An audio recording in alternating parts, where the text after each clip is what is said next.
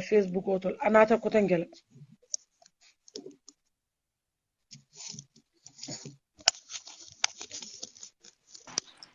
allo Fat man ke moy le silan ha mbalal den na freno dole kol num sonko oh nko yalo nka men fo Gambia no de nka fo en ko ha la to ko be nyamen to Fatu diamu sonto do man say me moy bakede ikam moy le sai ikam moy very low hani sai andu tela ya jang is very high de ngala fale way bu kam ay moy ka Fatu moy la bang hay ku Fatu ko ke moy le iko ke moy le ikam moy le so sai kam men fo nko yalong ama easy pour que diam gambe no le politique wala parce que gambe no ne politique ko fo drong isi problème og nati nen dirol nim problème ol yena bari ntenga rugilolo na meta nga rugilolo na meta wonna ni ngaje mol ba franya internet o kono hay man son na carte o faylay jelole kam muta drong kan dey ima support parce que rugilo yalo ne ko nim mo nyanta te support la Gambia kono anyanta follow lantella parce que to la relationship wala wotinna yaji na relationship nate wala wotinna rugilo ni yaji nin kaka foyne mo sabal la ko dron kan jakal man ku noyma aka foyne ko Fatu Camara Aminata Savage ani yagulo a fongo la sister ka wala foy bi gon te ka duro hilo la so kono le billahi wallahi ka duro la so kono kala safe wala yele ala safe nka wala yele ni nga ele mendia tanye nka wala taji andu o metal de wa tira butu wo bendu abenu pipeline fang o metal nin dun taji fe mo fen dia tanya so ko non ka wala ta nga sey nga fay man la ne ma tay duma la ko jox nga fundi nga ta ni fata ni konto mo mam banyala nka fa tabir lay ko ni prete e bolo bondi nyak ya pak mina kamala nka ta nga na do moro ta nga tan na hajola bari rohi lo fana yalo ne ko ndebe do ko men na sanji jelu nga men si mbe do ko la nte sonna kuye wotinya ate fonto sonna wala bari ku kile nga wodon ne de nga rohi lo men long na ke tam meyoti banjunu hana tra bala kordale wa fila banjun dida abakela wo mo sifale mati hana tra fa ko banjunu man ko di soto abitala ko dole bondila ayala suwol wafi wallahi billahi abakela ndira ta jere lundo fa na campaign manager bentaje ala campaign manager ba nata sonkandi wentara je nata sonkandi o kay ko muna ya tinnaite ika kodo tay ka tu mol solala o ba sonkandi lan ko e rohibe tenne de nka ko kam mol sole fala fengol be ni bi je fa ite fo ni me ke ku ise kam fa amu mo si falti so mol kam mem fo ko ha te do ko ni nola ata nola o dia mo kan te jakal bakele ndu kam mem fo fang hala angale kango aya moyle bala ate mu molati me alon ko ate man amanke wo mo hanyirim bati comme ntol nyongol be nyame you know bari aman la fi fitin wala fana amanke fitina moti abuka haji fitino nte watu watenka wala fa na dia mutanka yale te buka haji ameta la kabri strogul wato na da na complaint ta fen nanka buñu geten yo xam nga ne ñemeñu lo bo pare nga gena ci bem set abe wala nyama buka haji bara manka ma angale kam mo be yabe banju ni da Saint Joseph man na wata mo o bari sa nañu social media to nya fo man dia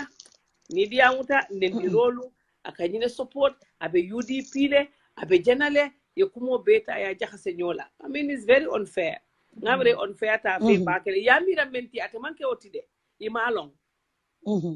itol mate long imalo dara dol ben sape kay ko nye waxal olof ngamre wol fana be la moy kanne liñ doon wax rek moy mu may laaj affaire yi ki di Rohi Malik do la may laaj man ko koku de suma sister la ñun suñ liggéey bi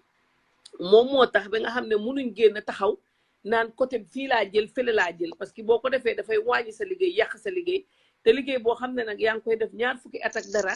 doo nangu pour politique yàq ko bu nekkoon suma rakk sax dina understand ngir taalib benn su da xaw ma ko wante xam naa famille bi ma waxee ñoom ma ne leen ne man de xam ngeen suma liggéey ñoom dañ ma ne dégg la understand nañ bu baax loolu lañ ma wax waaye Rohi loo nekk na nit koo xam ne man de xam naa ne Banjul moom bu ko winee dina ko mun toppatoo ngir moom lu nekk dina ko ci def loolu moom lu ma óor la so loolu de loolu laa doon wax rek pour nit yi xam ne liñ fokk nekkul loolu damay gis ñu toog di ko wooyee tur bu nekk di ko wax lu nekk waaye man leen laa ko musa wax ma ne ko Rugi yaa dugg si politique mu ne ma ma ne ko dangaa muñ de ma ne ko liñ laa wax nii wax nañ ko ku nekk wax naa ko loolu loolu wax naa ko ko de ma ne ko li laa wax nii wax nañ ko ku nekk koo xam ne siiw na wala dugg na si affaire so loolu depuis dee wan wax nañ ko léegi daal ñu ñaan rek yàlla defal ko jàmm bu dee lii mooy wërsëgam yàlla may ko waaye leena de moom xam naa ko moom wax dëgg neex yàlla bu amee Banjul dina ko liggéey ba saxawoo den si wo foye no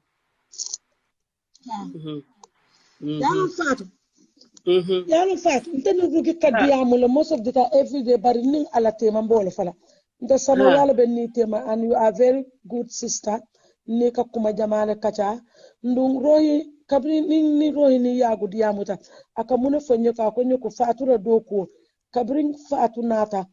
alafta first time alafta le pruka rohi ma ko I sacrifice because aye banna mol be muna fala yagu ko nyoko ntollel kay ko hani follow ntolle kay ko hani because ala doko pro ni ko bele doko sacrifice ta fanan abe kole yala bakele ako because sama hani ko be diamule te diamu no la mol nyala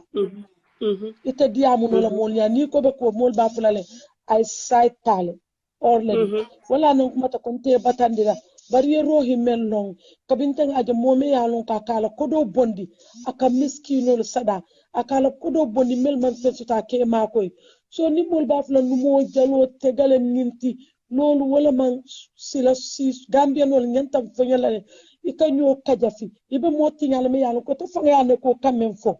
ate to nyaati ndul lakira ro yalla ko niye men fa hada madugol ko to ba konti bolala le ntolla mol woyen ja halle rohi ko be la moy iba fo kanko aninga sita ngasobe jole ge fane ko UTG la bondi ika fo ko lay bani nga neta dunna wala ko to because ito sona ite be men fole ba ito sona modo kida bar matale ko lolu wamu kulati me yalon ko mamela kuma lori mo because why would I don't know wala nta fa confusing in sudo fa wala to be honest with you nefa nanga o sauver jele bari yalo o sauver ni adida mole ka wolu dida andum fana maybe fana ni ajibe banjunuta ya fula ngama 450 questionnaires wala ki auto hanisa wo mintal ko amma wosiyake questionnaire men yalon ko wolle tata bari hanisa ni sobe kete ka fula dron ntol ganyine je bari faabe kala wala nyama fana yalo abuka ke kilinti so sa en kay bawo kol man jamfa bi mu arjumolati mobe fede be line kay ne ajenta wulta juna tem fam fana be wala ko to coverage ko be wala to patokan dini somanda so sa mamme kote abebe saniyal set bari kukile ngawlo ngala na meta campaign yolalde ngaje kabrinte nata ke January ma fo gon nata luntata ko de murtana January wo time mo be ni dana roy la sokon ko ntel naka da sama ngamen ken kamburo sanne ko ntenata be anko bota wala diata mole so kamburo sante ya tonte bulo bala jang yo ni ngamburo san tonte bulo bala jang ngata je pour nay da sama so nin tata da sama lan te fo sa tara telefono abe telefono bala mobe ba ko lan tol mo ko wa fila leti tol ka wa firo ke jande tol ka nyewole wa fin kay ko nte be seyla because say men na de te ya ni te buka kachano idun ta politiko kono say so la telefono si tara rinna umu brinte be nunje in January katanu ngaya every somanda ngatara walla so nin 3-4 kuma ta drong o time wala drive si akama yeta banjun na campaign manager be katara nun jere katara nyoka jele bar birin politiko intensify ta wolta lem ntol nyorta bari ateyalo ne ko wadigani ala ntol ngamel longa e ku kendo len drondi ne nyini ka dawda mba folale because ko waxta mbahi borom du yakal dara si sa bos andum fanan to nyaale ballo no bandanga falta carte o fay rugiloye bay rugi yalo ne ko hakilo be ba kanne andum fanan ate aya deserve le nak propriétaire ji definitely parce que mo kendo lem de ndung ay do ko nole nimbe to nya dronde foka ay do ko nole abete yatane ndun tengale natarta je albe falindirol jelal. Yes. Good morning, good evening, good afternoon, wherever you are listening to or watching us from. It's your favorite show coming from the Gambian Talents Radio. Lutax Gambia du dem show Pa Ousmane Diouf nekkal leen ci gannaaw microphone bi ak Iba Sarr ni lañ koy defee saa su nekk rek ñu ngi leen a nuyu di leen dalal di leen tatagal ku ne di ñuy koy defee saa su nekk rek xam naa ne namoon ngeen ñu nit ñoo leen raw 2 weeks we didn't bring you Lutax Gambia du dem show moo tax tey ak lum ñanga moo tax tey ak lum bon moo tax tey ak lum laati moo tax tey ak lum ñagas moo tax tey ak lum fóoti ak lum ñàkk bu ndox pataas ak li mooy ñàkk a nekk feem ñu ne foog ñu ñëw rek jàkkaarloog yéen felenkulaayu gappareku càmbar ci ay mbir waxtaan ak yéen bem baax def ak yéen yu dëgg sa bum ndax li ko Eva Sarr di waxee janax daay bari pax moo tax ma ne janax daay bari pax moo tax ñun Gambian Talents ñu rax pare pour ñëw pour wax jërëjëf ma nuyu la rek Eva Sarr ni ñuy nuyoo buur dara la chéri Bojang Sankaranka encore rappelé daal moo tax ñu rax pare pour wax ndax jaajëf Diouf dañ bugga mu sax non toogal nag Diouf taay amuñ ko bul fare nañu nii room lañ nekka ma ne ko jàppale ñu rek taay mi ngi am bari yaa ne janax bari pax di du sa wax ndax dama fet ma ne ko kay waaye namoon naa la bu baax a baax kon naa la bu baax Diouf waaye sa bike bi namoon naa la bu baax namoon tam ni ñu doon bàyyi xel bu baax a baax Diouf ñu kontaan rek delluwaat santaat yàlla rek bu ñu mayee fan fekkee tal ko ak wér ba mun a ñu jàkkaarloo waat ci toogu bi nga xamante ne mooy lu tax Gambie du dem tey nag toogu bi ñan lañ ci bëgg a teg Diouf xam naa ma bàyyi la ba ci kanam ñu yaatal wala ñu càmbar ñan lañ bëgg a teg ci toogu bi ñan a toog ci toogu bi lu tax Gambie du dem ñi ci toog bari nañ de tey waaw wig bi nag line up bi bari na de Diouf liñ waroon a càmbar te taxañ ko te jàlla def amuñ woon jot beeg man bi pour def ko ba tax defuñ ko moo xaw a bari ñu dajale yëpp nag tey pare pour tënk pour waxtaan ak askan bi Iva muy li am solo dooree ko ci liñ doon waxtaanee rek 2 weeks ago before biñ mujjee ñëw on air ñu ngi doon wax about the security concerns dëkk bi ok 2 weeks lañ ñëwut ok 2 weeks in a row ñëwuñ waaw 3 weeks ago security concerns si dëkk bi lañ doon waxtaanee ñu indi xale bu jigéen bi nga xam ne reyoon nañ ko fële muy Fatima ñu reyoon ko fële ne la ci Kololi Taban of course muy li am solo loolu weesu tamit Ansumana Tamba ak Umpameen di ñëw dukka ci réew mi te yëguñ ko CDS Masane Kinte xataraa yu mel ni dara xewut ci réew mi moom tamit mu oyofal yëf yi rek ne dara xewut people should not worry there is no cause for concern and stuff muy li am solo ak Iva yi nga xam ne ñu ngay xew ci réew mi security wise ba tey jii mu continuer di happen nga xam ne suñ duggee ci programme bi ci kanam dinañ ci waxtaan muy li am solo xale bu jigéen bi mu demee foofu amin bi mu réeree bañ sul ko couple of days later kudos to the Gambia police force. They were able to identify him. They ganin the audio and the video that circulates bi wane lolu nono. Ñu call ki nga xamne moy David Kujabi di PR police Gambia police force mu cooperate waxtaan ak Ramatoulaye Gueye nga xamne daf nekk di reportal suñ reporter bi waxtaan ak mom David Kujabi si bopam d'accord ne ki ñuy wax Aliou Thiam mo rey ki di amin am Fatou mi nga xamne mo génn waaw aduna amin ci jamono joju nono. Muy lo xamne nak lu am solo la ñu war see waxtaan security kaaraange réewi Gambia dafa wàññeeku foofu lañ mujjee waxtaanee Iva Sarr loo si càmbar nga càmbar ko ci dinañ ci duggaat waxtaan ci yeneen développement yi nga xam ne xew nañ foofu ca Kololi ak yeneen yi nga xam ne mu ngi xew ci Gambia security wise foofu la ñuy waxtaanee lu am solo la ci biir réew mi war cee génn loolu bokk na ci tax Gambia du dem Iva Sarr waaw ma bàyyi rek nga read line up bi ndax da nga bëgg ñu def ko par benn waaw ñu jàpp ko benn noonu rek waaw gannaaw amuñ waxtu rek dinañ ko daxiña dañ ko càmbar rek duñu ci xóotala mbir mi gannaaw waxtu amuñ leen topic bi dinañ ci focus comme niñ ko waxee noonu la dafa tombé semaine yàlla boo ko toogee te Gambie jamono ji éti politique maanaam comme ni ma ko waxee cin buy baax la maanaam ruxa booy laal mu ngi bat-bati jamono ji amuñu lu bu sedda fu nekk ngay bat-bati ba tax nag rek su amee whole week waxuñ si dafa mel ni mu ngee pilot waaye security wise bi Diouf Adama Barrow wax na man lu ma betta si biir waxam mu ne day Gambien si am na ñoo xam ne dañ di exaggerate too much which means ne moom xamul xaw ma daal naka la jotee information bi waaye foofu as a leader pour mu war a waxee noonu te deful dara li nga xamante ne maanaam mooy gëstu bu yaatu wala ñuy def gëstu bu yaatu sax indiluñ ko pour mu war a waxee noonu pour man dama feel a little bit disappointment because all the time security concern ba ñoom umpamente foofu laa feel ne dama am disappointment ñu jaada suñ bolla bi romba ba pare mu ne Gambien si dañ dee am na ñoo xam ne dañ dee exaggerate too much so foofu noonu xel teyoon na fa tuuti ci waxam boobu nga xam ne wax na ko si Q&A yam bi Pa Ousmane daal wax dëgg neex yàlla rek moom wax dëgg fu ñu rombee bodda bi nga ne dañ dee exaggerate tout moom ñu jógee waat fa evidence ñu won la ko doomi Gambien ñu rey ko benn tey Pa Ousmane kenn xamut fan la wayantal di noppale ko ak ay gétam wala ak ay bëtam nañ police officer boobu immigration officer or whatever not immigration officer police officer bi Pa Ousmane du job roolam pour mu war a nekk di ko wasaare si ay audio si ay WhatsApp very unprofessional. Lolo, it's out of profit, but it's confidentiality, Pa Ousmane. Police service, we are jàngaluñ confidentiality.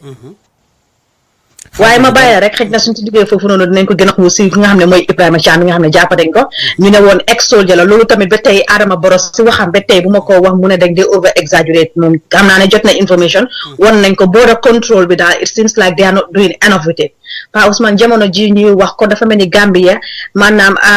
lamba bu tas la ku nekk rek jël na yoonam di dem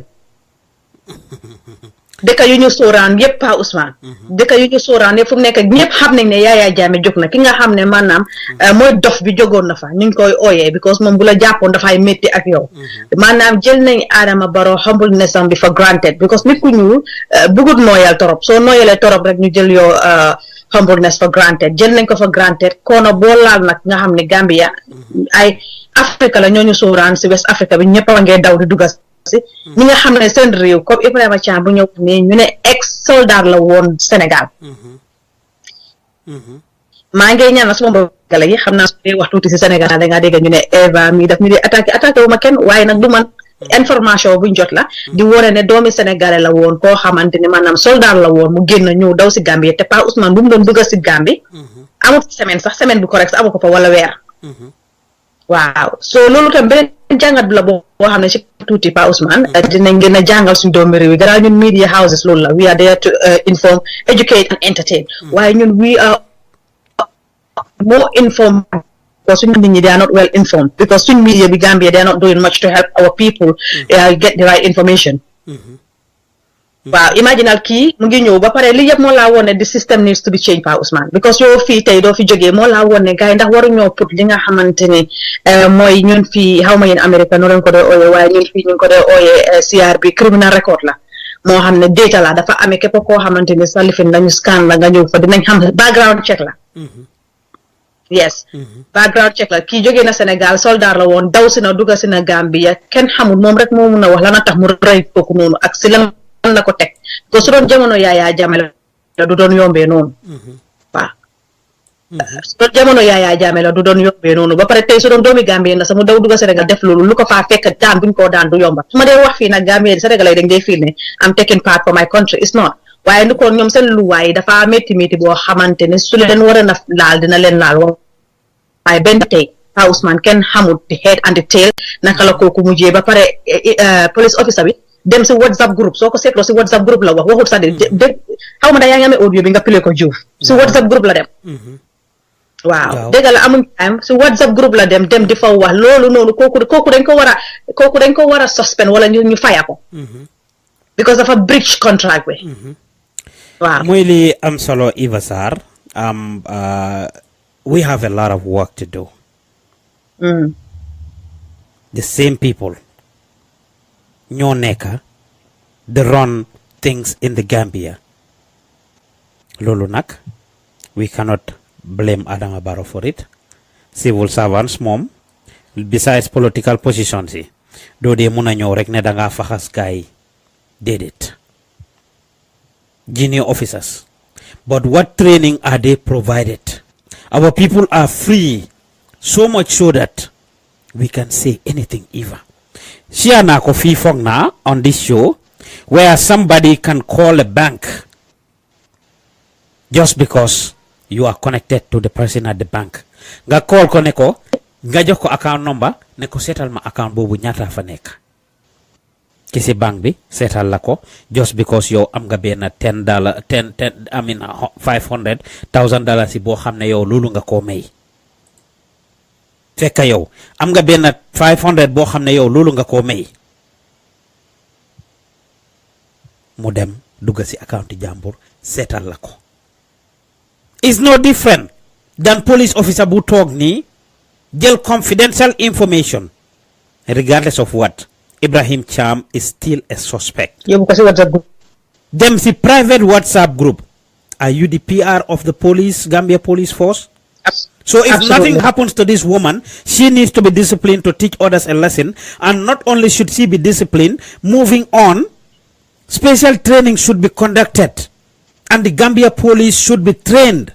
to keep confidential information. If she is an investigator, nga dem investigate waruta tax defal sa liggéey nga jël sa results investigation nga joxe ko to the right people. The Gambia Police Force has a PR. We contacted the PR, David Kujabi, and he confirmed the story to us. Why he killed him, he wasn't able to give us this information. Kooku la loolu nekk liggéeyam. David Kujabi lañ nekk di fay pour mu toppatoo loolu, and not you as an ordinary investigator, you as an ordinary officer, or whatever your role is at the police force. Ba nga dem di volunteer lii nga nekk di liggéey warulooy tax warta tax nga génn dem li nga liggéey as a medical doctor nga dem sa patient seen information nga dem di ko share ak sa jëkkër wala dem di ko share ak sa jabar. Nga nekk police am kuñ fa indi arrest ko nga ñëw am pour nekkay ne danga share that information ak sa jabar. Waxuma laa nag ngay dem WhatsApp di ko def. Moom wax na ba mention ñoom ñaata nit ñoo def investigation. She has given so much information plus baatam mu ngi si soo mënut a nëbbu. So Gambia Police Force, they know who she is. They know who she is. They should have first taken responsibility of letting them sign those paperwork. Su fekkee ne am na sign nañ those things pour protect the privacy, because liggéey bu nekk dafa am lu mu àndal te Gambia loolu bari na fa. Ku liggéey place xam information génn dem slick use information boobu leak ko out. Whistleblowers did it. We don't want no whistleblowers. Rawatina nak ñuy liggéey ci suñ nguur gi. So that female police officer should be disciplined, and moving on, actions and steps should be taken towards fanka yi nu mel by training them properly. Pour gaay xam ne kat ñoom teggi nañ tànka ñoom seen liggéey mooy ñu def ñu aar citizens yi ñu xam ne kat dañ am somebody responsible koo xam ne waruta wax moo war a wax kon on their behalf. Su wax du sa cër du sa paat bur wax waxuma laa nga yóbbu ko ci pencami ndax jamono ji kat WhatsApp mooy pencami Iva Sarr. Su loolu weesoo nag ñuy gërëm di Gambia Police Department for their investigation and what they have to be able to bring this guy. I mean léegi nag justice is what needs to happen. He needs to be brought to book as soon as possible. Iva Sarr. Well, before nga lu am solo regarding that police officer, female police officer, dafa génne dafa leak information yu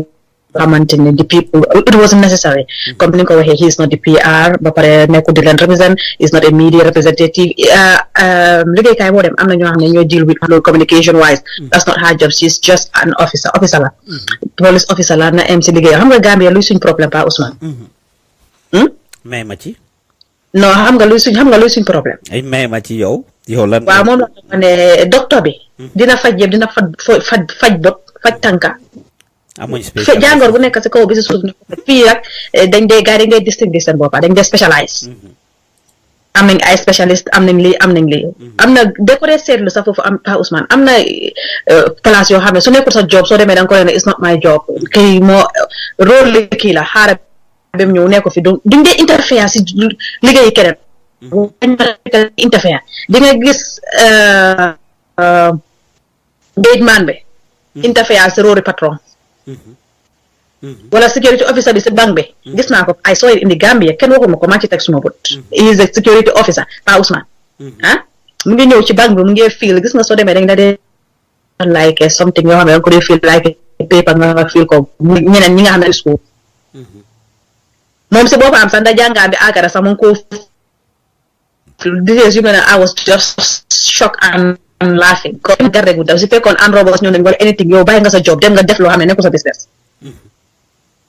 if you are educated, why not am nga access nekk nga security mën nañ laa move from a security officer nga dem nekk a branch assistant or whatever luñ ko dee oyance nga xeet nga wane sa CV ne dama jàngoor waaye ñàkka liggéey moo taxoon ma jàppoon si security bi manager bi dina xam ne yes yow da nga bëgg a yokkute ñu jël la suñ laa jël waaye imagine from a security office nga nekk security nga ñëw ngay fill form te noonu la and nothing Pa Ousman Gambia dafa di gina and it's normal to them comme li nga wax la change yu ndaw yi ngi am kooku su paree su ko filee mu ne ko xay suma doom jërëjëf jot naa suma xaalis am ma may la benn $100 bi wala benn $30 bi wala wéccit bu sew wala dépense bu ñëw yóbbu ci kër gi rek security officer bi moom dañ ko waroon a suspend te Pa Ousmane li nga wax ananas is high time ñu door di set exemple su ko defee pour ñu ne ni Africa saka Gambia du man Africa Gambia fa door di set exemple la nit ñi duñ bàyyi sa xel te ñu jël la suñ naa jël confidence waaye imagine issues honestly we can do it in the Gambia te ñun ñoo Gambia lañ jógee ñu ñëw fii ñu train ñu jàngal ñu ko benn tey ñu ko kii bi ko xam nañ luwaa bi lu mu ci wax lana tax ñu bëgg a jupitize Africa lana tax ñu bëgg a pour Africa bu nekk noo xam ne du musa dem ci kanam mu ngay gën a dellu gannaaw rawatina Gambia yow tey I think no matter how close I am with you am na yoo xam ne sa liggéeykaay you dare not disclose it likewise man tamit doo ñëw Pa Ousmane tey maa ngi liggéey suma liggéeykaay Costco bu ma doon liggéey Costco Gambia ne ñu ngi fa dañoo ñëw nuyu wante na ngeen def maa ngi concentré suma liggéey waaye di moment bi dem Africa rek ñu ngi lay back what for and feel we are doing it right problem boobu laa dee am man we are doing it right in somebody's home but we cannot do it right in our own home so police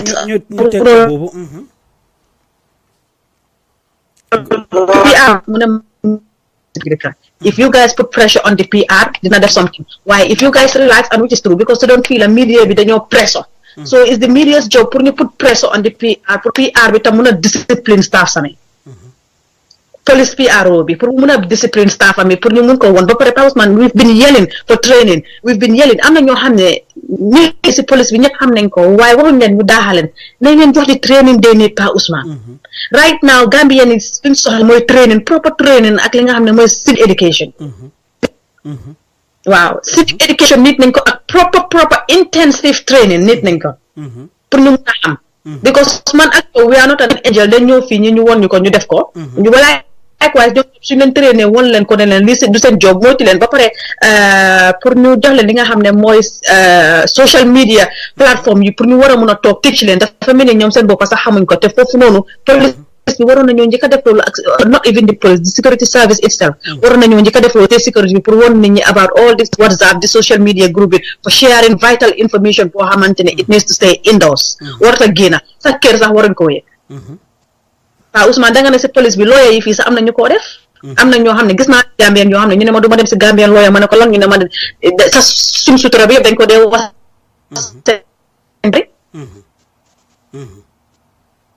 mu ne soo seen jabar ñu tasee ñoom dinañ xam ne man ma kayit wala man si problème bi loolu ko si dëkk bi waaw so this is the problem it's high time ñu door di understand li nga xam ne mooy confidentiality is very important te ku ko breach rek is a crime ñoom police force bi war ñoo xam loolu te Pa Ousmane it's high time ñu door di inject money ñuy génnee seen staff si ñuy dem gis nga awareness is good ñu jox leen training waaye tam nañ aware ñu gis nit ki suñ la tichee ñu jàngal la Pa Ousmane suñ la jàngalee ñu jox la lu ñu laa jox te demaloo nga practice ko outside ñu génn ñu gis seen brain bi du mun a ibeeku ñoom Gambie lañ am na ñoo xam ne mosuñoo tukki waaye di moment travel nañ waroon nañ di def exchange lifin sax intensive course ak Sénégal we are neighbors ak ñu ne dëkk bi benn la according to ñum favor nuñ ko dee waxee Gambie ak Sénégal benn la ñuy dem Sénégal di try di def yooyu within African countries sax bala ñoo génn di dem si Europe bi ak yeneen dëkk yi au America pour another intensive training Pa Ousmane duñ ci mun a xóotal waaye police officer bi moom wax dëgg ne yàlla suñu liggéey la need to pressure di police chief of staff police service bi department pour ñu suspend ko ñu make sure ne she is suspended because warutoon a dem si WhatsApp group yi di ko fa disclose jërëjëf moment ni ngeen door di moment ni ngeen door di négocier ak suñu people di ne baalal ko rek Gambie jërëjëf jërëjëf Iva Sarr yéen a ngi seetaan di déglu lu tax Gambia du dem show jógee ci Gambian Talents Radio Iva Sarr ak Pa Ousmane nekkal leen ci gannaaw microphone bi ñuy jéggalu ci late start of the show rek tey line up bi dafa xaw a gudda moo tax duñ dem ci yéen ay dañuy càmbar rek niñ koy waxee saa su nekk yéen ñi ñuy déglu di ñu follow nag ñu ngi leen ay bégee suma goro Mariétou Seck ma dooree ci yow nag di la bégee di la tatagal di la dalal ci déglu bu rafet bi ndeysaan ak suma goro tamit maam Jojo ci New York yow it maa ngi lay bégee di la dalal Pretty Seen muy Pretty mu rafet mi macha allah ñu ngi lay bégee suma broda Modou Lamine Diba yow it maa ngi lay bégee bu baax a baax moom it mu ngi seetaan ci jamono ji Abdoulaye Che Diallo moom it mu ngi seetaan ak Nano Danso mu ne most of the police are not educated jërëjëf alaaji ndaw sa alaaji boppa mu ne Iba Sarr moom it mu ngi seetaan suma mbokkam fana mi moom it ñu ngi koy bégee ndeysaan jaaraama ba ñu ngi lay bégee Lamine ba ñu ngi lay bégee mu ne sister you are very right I agree with you I see several times ñu ngi koy bégee moom it tamit bu baax a baax képp koo xam ne yaa ngi ñuy déglu di ñu seetaan ci jamono ji rek ak fu ci waay munti nekk ñu ngi lay bëggee di la dalal ci lu tax Gambia du dem show di la wax ne di show is live nomba yaa ngi noonu ci screen bi ñi nekk Angleterre 678 608 3322 I mean actually ñi nekk America 678 608 3322 ñi nekk Angleterre 0161 818 7077 0161 818 7077 ñu nekk Sweden 085592661 wala boog ngeen jokk ñu Skype rek Gambian Talents radio mooy suñu Skype name ñu ngi leen ay bëggee di leen dalal bu baax a baax di leen wax ne lu tax Gambia du dem show la Iva Sarr ak Pa Ousmane Diouf nekkal leen ci gannaaw microphone bi amin ñu ngi leen ay bëggee bu baax a baax kon ñu dellu ci waat rek ci programme bi comme niñ leen ko waxee ci gannaaw dañ doon càmbar li nga xam ne moom lañ doon discuss 2 weeks ago muy security concerns yi Iva Sarr ñu nga xam ne moo xewoon Kololi Taba ñu waxtaan ci li nga xam ne moo xewoon ci airport bi Ansumana Tamba ak naam Iva naam ngeen su lan Iva sa lifin bi nag mu ngi xaw a break tuuti sa yëf yi mu ngi xaw a break tuuti sa line bi yaa ngi maa dégg Diouf waaw ngeen naka ma ne si guddi wutoon dinañ doon call police PRO bi su ko defee ñu laaj sax ndax yëg naa kii audio bu information bu mu bàyyi on WhatsApp xëy na yëgu ko sax Diouf ku dem sa yëgu ko well David seemed to be very connected anyway I mean with social media he's a young man and a very active young man for that matter on top of his game with a lot of things but ak nu monti demee rek whether yëg na ko or yëgut ko it's something loo xam ne is very serious and they need to take it serious they need to forthwith find options they need to forthwith start to train these people they need to start training these officers te du police yi rek si lopitaan bi is very important nit dina liggéey wàcce rek ñëw xataraayu ne hey waaw tey li yëg wax li xew foofu yëpp wax nga ko si lawyers yi wax ko everywhere so it runs across the country and we need to change this attitude fu nekk la si ñun confidential information we cannot keep ku nekk wax ko sa morom ne ko bu ko wax keneen wax kooku it wax ko keneen ne ko bu ko wax keneen before you know it becomes public information and some of these things are not supposed to be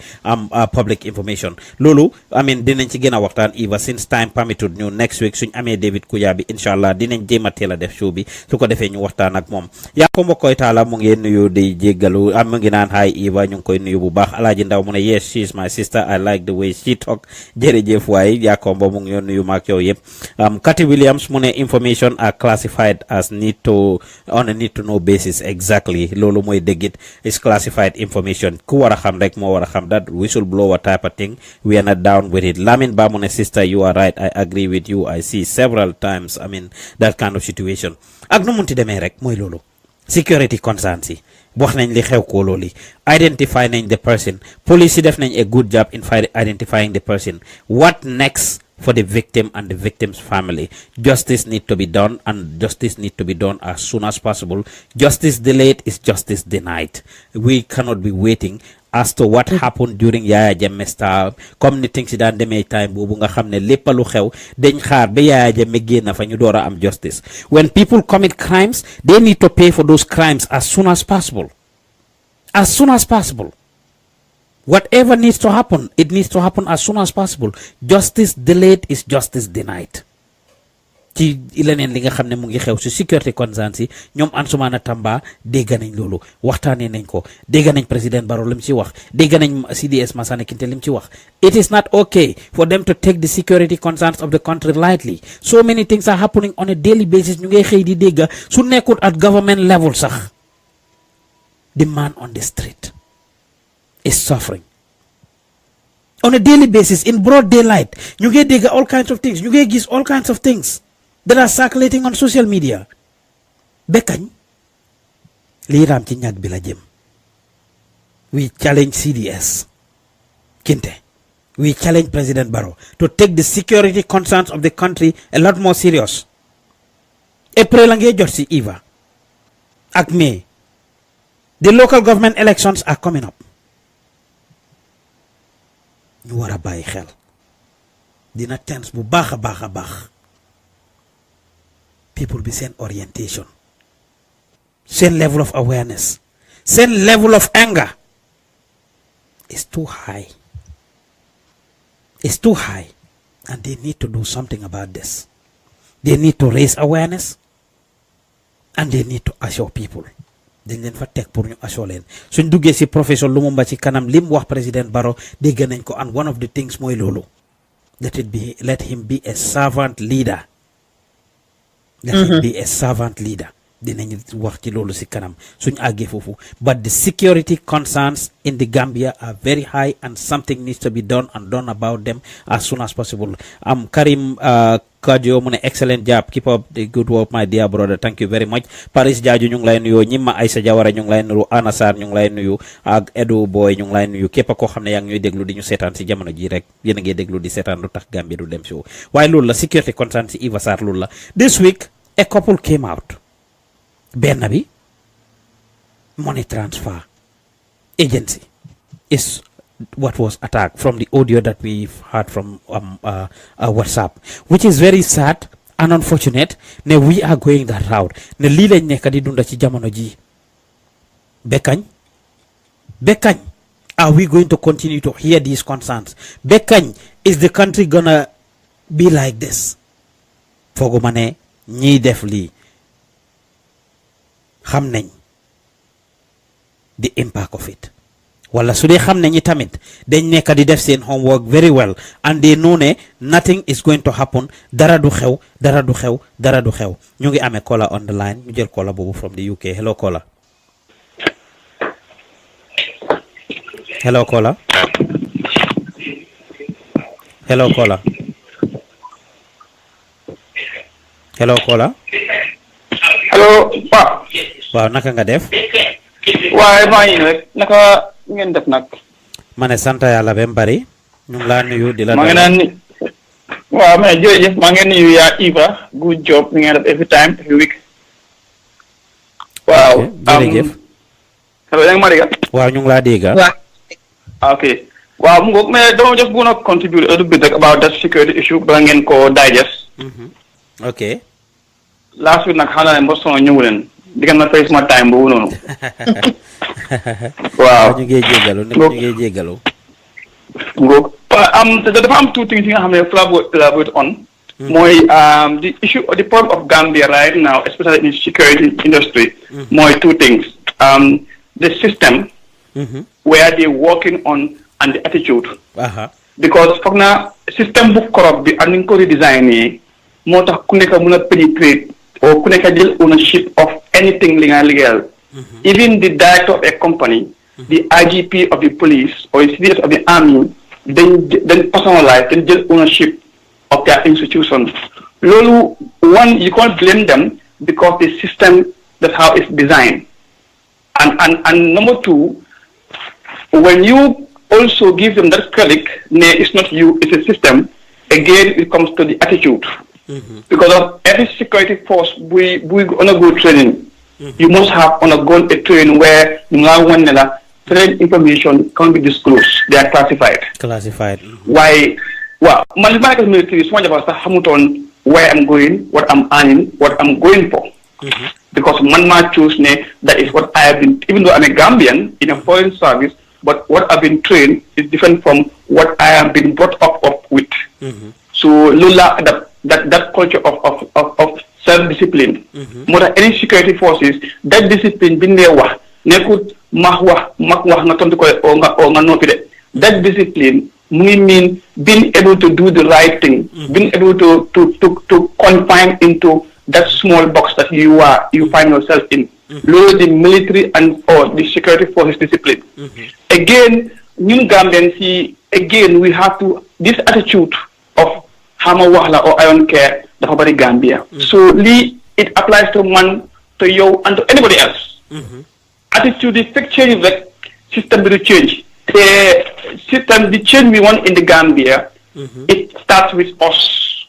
Fekk ñun changing rek we can't have a change in Gambia. We'll keep having these cases and am na yoo xam ne sax tubaab bi ko gëm sax ne a human being can go to this extent dafa happen because of lan the system we have is bad. And that system was only designed to get one person at that top leadership. Ñëpp di ko worship di ko xool moom mu yaakaar ne moo ci nekk ñu ko jaay ñu jaay xoo rek loolu am indi Gambie te loolu foog naa fekk change ko rek yu mel nii dafa happen su bi jeexee yu ginnaaw garaaw ñëwaat te yooyu those things are common sense things yi nga xam ne kenn mënu ko imagine it could happen but what can we do the system anybody can penetrate it. jërëjëf. So jërëjëf Pa. dëgg bu wér jikko yi lañ war a soppi ñun ñi nekk bitim réew some of us still don't want to learn and we see and hear these things every day ñi fortunate pour liggéey si health care field bi both Europe Angleterre or America xam nañ what it takes for example fii li ñu ooyee HIPAA violation you cannot compromise personal information du ci téléphone bu nit call laaj la dara ñun di nga toog rek ma call Eva Sarr nom bi Anna Sarr laa soxla xaaral ma text la ko léegi nii do I know if you are planning to go kill Anna Sarr do I know ban problème nga am ak Anna Sarr do I know what you are trying to do with Anna's number just because gis nga Pa Osak Anna ñu ngi juboo démba just because gis nga Anna Sarr mu ngi Gambian Talents démba just because gis nga Anna Sarr mu ngi def ak Pa Os ñu ngi tooñante on social media or stuff Pa Os ne la dama soxla nom bi Anna Sarr rek nga ikati ko param jël jox ko these little things we don't keep people's information and we don't know suñ date of birth yi we joke around with it suñ signature yes a lot of people have their date of birth on social media and they don't know how much that can harm them so dafa am a lot of security lapses a lot of security risk yoo xam ne it starts in the homes I keep saying it all the time suñ dee am show Eva dama dee wax ne si kër yi la dooree ni ñoo doxalee si suñ kër yi loolu la ñoo yóbbu because we don't care in our homes mooy tax ku nekk sa date of birth lifin mooy tax ku nekk sa lii kan laa doon waxal Banjul the last time mu ne ma am lu ma defal the next minute ma ko sa signature bi nice na mu ne ma actually boobu benn la rek ñetti signature la am muy see brag I have to educate the person ñetti signature waaw mu ne ñetti signature la am boobu is just one of them how can you have 3 signatures only in Gambia de kon yow mun ngaa forge any document mun ngaa def anything these are little things and this is supposed to be somebody that you think is aware this is somebody that you would think exposed na mu ngi am position so dafa am little things yoo xam ne yooyu lañ dul bàyyi xel mu dooree ci biir kër yi Eva trickle down dem fuñ dem pour liggéey ñu yóbbuwaale ko fuñ dem pour tukki ñu yóbbuwaale ko fa lépp lu ñoo def ñu yóbbuwaale ko fa Eva Sarr this is very unfortunate ne suñ dëkk bi nii la nekk di doxalee nii lañ ko nekk di doxalee and it is unfortunate and I wish we take care of that amin ñu ngi leen ay bëggee yéen ñi nga xam ne yéen a ñuy déglu Anna Sarr mu ne abeg don't involve my precious name in the show nano dan so mu ne security is zero in the Gambia Ba Musa Marong mu ne keep up the good work bro jërëjëf waay Karim Kajo mu ne excellent job keep it up my dear brother jërëjëf waay yéen ñi nga xam ne yéen a ñooy déglu di ñu seetaan si jamono ji fu si waaye munti nekk rek ci ñeneenti koñi àdduna ñu ngi leen ay bëggee di leen dalal suma brother Pasuso ñu ngi lay bëggee di jali Seattle amin Fatu Menga suñ sister of course amin Menga Mbor ñu ngi lay bëggee bu baax a baax awa naano si la jeete ñu ngi lay bëggee bu baax a baax Géey Njooro ñu ngi lay bëggee Kasa Cissé ñu ngi lay bëggee bu baax a baax But these are little things yoo xam ne as a nation, as a country, as a people, we need to take care of, we need to take note of. And it starts in our homes as friends, it starts in our little social gatherings, our social places. Suñ nekkee foofu, suñ commencé foofu, ni ñuy doxalee ak ni ñuy acté, suñ demee si liggéeykaay bi assured ne the same attitudes, the same principles, the same things la ñuy def foofu noonu, which is lu am solo Eva Sarr pour ñu bàyyi ko xel bu baax a baax kon boog affaire si noonu la ñu ngi leen ay bëggee di leen dalal yéen ñi nga xam ne yéen a ñooy déglu ñu ngi leen ay bëggee di leen dalal ci lu tax Gambia du dem show. It's live 678 608 3322 pour ñu nekk America, ñu nekk Angleterre am 161 818 7077, ñu nekk Sweden 085592661 ñu play audio bi rek Eva Sarr. Assalamualaikum Gambia baadi Gambia bal be kontona waaw wax nga si Western Union bi gannaaw amuñ time rek xëy na audio bi nañu jëlee gannaaw nga ne we have a lot on the table loo xam ne dañ ko war a discuss wax nga Western Union am na beneen boo xam ne tam jógaat na maanaam si ajuma bi la xew borom bitig bi dem juri ji bàyyi fa nit jigéen la fa bàyyi xëy na duñ ne xale la waaye duñ ne mag la tam xëy na age of 16 17 ñooñu bàyyi leen fa because ku nekk xam ne ne ajuma Pa Ousmane waxtu julli su jotee bitiki dañ dee wéet street yi tamit dañ dee wéet di seen kóololu taabaan again the same kóololi taabaan bi nga xam ne loolu am na benn tey ñu ngi seek for justice pour government def something wala security personnel bi def something the same kóololi taabaan bi tamit this time around again foofu la happening ñu jël si taxi this time around according to lu góor bi wax si audio bi ñooñu dañ amee woon goon yàlla moo xam ñoom ñoo xam ndax fee goon la woon ndax tooy goon la ndax whatever la pour camouflage nañ ñi foofu noonu ñu dem takaat kooku Pa Ousmane dañ ko taka baatam bi taka tànkay taka loxo bi laaj ko xaalis mu ne amut ñu dugga jom seen taxi lañ amee di wër comme li ma wax la border bi amut contrôle Pa Ousmane ku nekkaa ngee dugga di génn di ñëw fu mu nekk ne ñëpp xam nañ ne Yaya Jammeh jóg na because it's on the news xam nañ ne Gambia am na freedom but is this the freedom we wanted freedom boo xam ne citizens yi seen boppa ñu ngi ragal ki nga xam ne mooy Mohamed Mbow dafay def words on the street dem na mu def ko Pa Ousmane Diouf li nit ñi doon wax Gambien yi ñoo wax de si Vox Pop bi li ñu wax they want Jammeh back the security bi ni la moo continuer is that something good for this government Yaya Jammeh mi nga xam ne tuumal nañ ko ci ay bon ci ay rey still am na ñi nga xamante ne Pa Ousmane if you watch that video a lot of people ñu ngi demand for Jammeh a lot of people are demanding for Jammeh due to the security because Gambia ni Pa Ousmane ñun xamuñu woon yii te soo dégloo police officer bu jigéen boobu tam lu mu doon wax mu ne la a lot of crimes committed jigéen gën a garaaw doomi Gambia ni bokkuñ si mu ne Gambia ni bokk nañ si de waaye crime yi rëy yu bari yi torop mu ne am na yoo xam ne su dee Gambien bokk na ci benn Gambien la day nekk waaye ñëpp gan la te xëy na benn Gambien bi moo dee nekk seen njaati gi nag Pa Ousmane ku la jàngala lim la jàngal rek ngay mën a tari nit ki du nekk sa njaati gi ba pare nag muy dem def dati dil sant yow dimbale woo ko waaw so xëy na loolu la dee nekk moom officer bi moo wax loolu de ba pare tam ci lu ci bari beneen police officer bi tam on GRTS wax na ko mu ne yes doomi Gambien ñu ngi commit crime si sàcc yi waaye yi ci bari gan itam bokk nañ ci mu ne bëggut a mention the name of the gun balaa gan yi nekk ci dëkk bi di feel otherwise dina ñu ngi la tuumal ne leen si yéen a ñëw suñ dëkk bi di fi commit crime moo tax bëggut a mention names waaye yi ci bari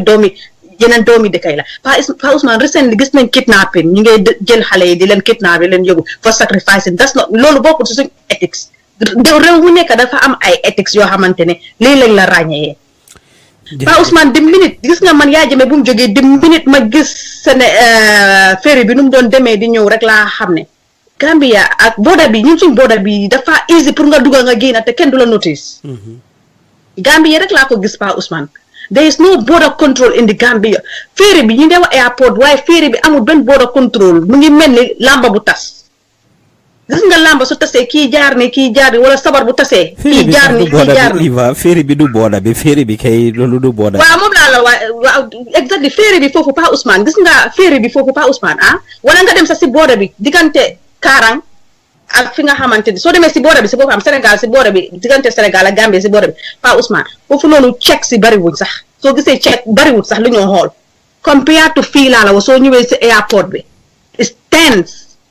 musuma jël di seaway musuma koo jël waaye airport way bi Pa Ousmane dafa tense boo xamante ni it's high time government te suñu government Adama Barrow la ñoo wax ñu dimbaleen nit ñi si sécurité fu ñu demee man Pa Ousmane dama yéemu because Yaya Jammeh yuñ ko tuumal yu bon ba tey nit ñi di demande ne su fekkee ne sécurité dëkk bi ñii lañ koo sàgganee ñu indiwaat ko baak loolu du jàmm si Gambia ba pare loolu mu ngi may Yaya Jammeh ndax bu mu doon jóg wax na ko te bu mu doon fly di dem Gambia ne duñ dee bàyyi xel reer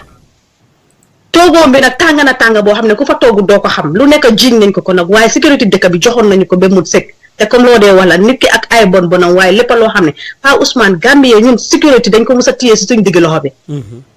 waaw soo buñ nangu government bu ees bi buñ nangu sécurité bi nekk constant barki démb rek si ajuma bi loolu si la xew te Adama Barrow moom si spijam moo ko wax de si Q&A bi moo ko wax mu ne dañ dee over exaggerate yenn saay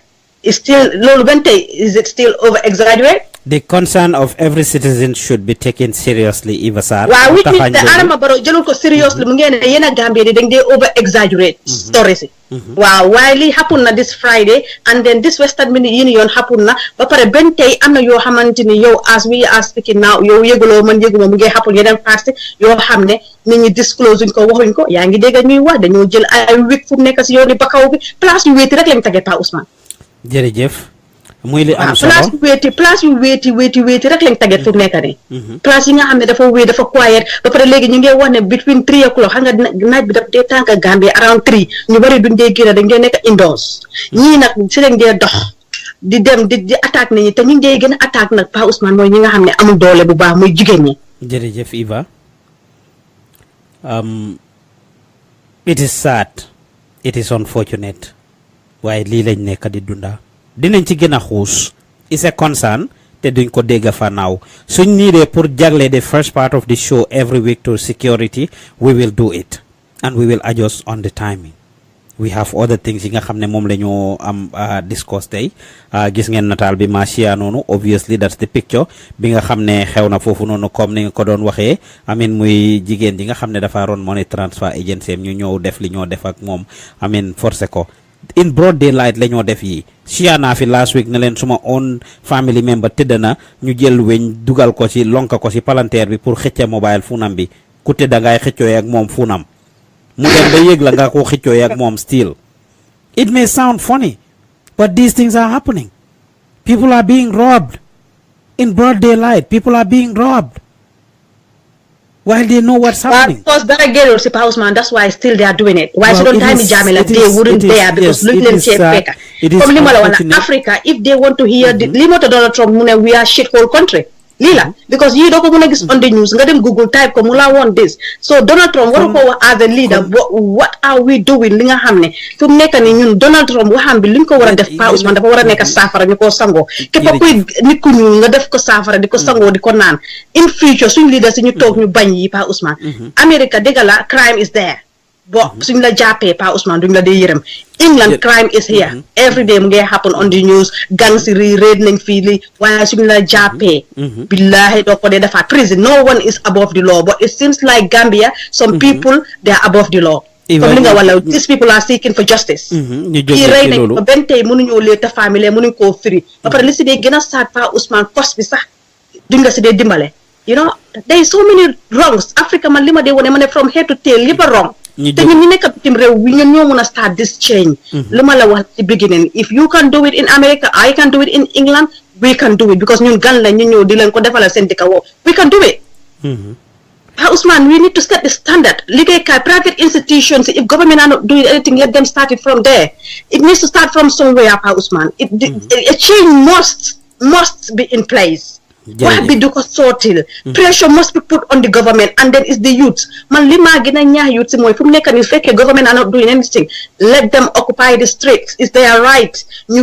yell for security concern because they cannot be going to mënuñoo dem attend Friday prayers Pa Ousmane nga bàyyi sa bitik jamono jooju da ngaa bàyyi sa bitik nga ñëw dara du manqué waaye léegi nii yaa ngi ragal a bàyyi sa doom bu jigéen si bitik bi yaa ngi ragal a bàyyi sa jabar si bitik bi it's Friday prayers you know fu mu nekk ni xaalis banque sax ndax du leen rate loolu de moom I think it's a good idea. We advocate for the government to take action and do stuff, but occupying for the streets, advocating for occupying the streets. Well, if the government is not doing anything, we want a solution. This is why. If they are not doing it, they are right. Let them match up. It's going to be a very, very diplomatic match. You gain and you seek law.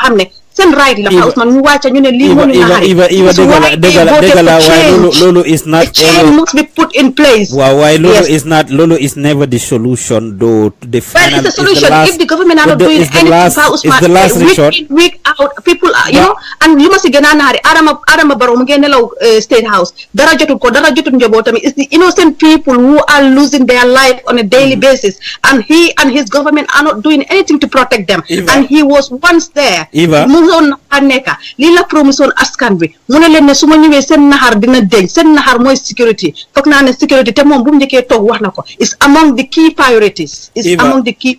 Eva lolu yeb dégg na ko té lu am solo la té I concur with you big time ne yes is a big concern, it's a cause for concern and it should be taken seriously and something should be done lolu yeb agree na. Waye li nga wax ni li nga advocate for ni suñ ko défé lolu also always comes with other security concerns yeneen di mo jur because you can never guarantee a lot of anywhere that happens. For the most part you will see some people ñoo xamne they have a hidden agenda that will come and inject that hidden agenda into it and then mu ñëw lead to more concerns and the problem will escalate instead of mu decrease. And here we want this problem to decrease if not mu jeex at all. And for that reason that should not be the first thing. Let's advocate for the government to understand the concerns of the citizens, the concerns of the minority. You have said it. President Barrow is sitting at the State House. He is not concerned that much. He is not affected that much. The people are protecting him. The military are protecting him. He has all that it takes. He is the last person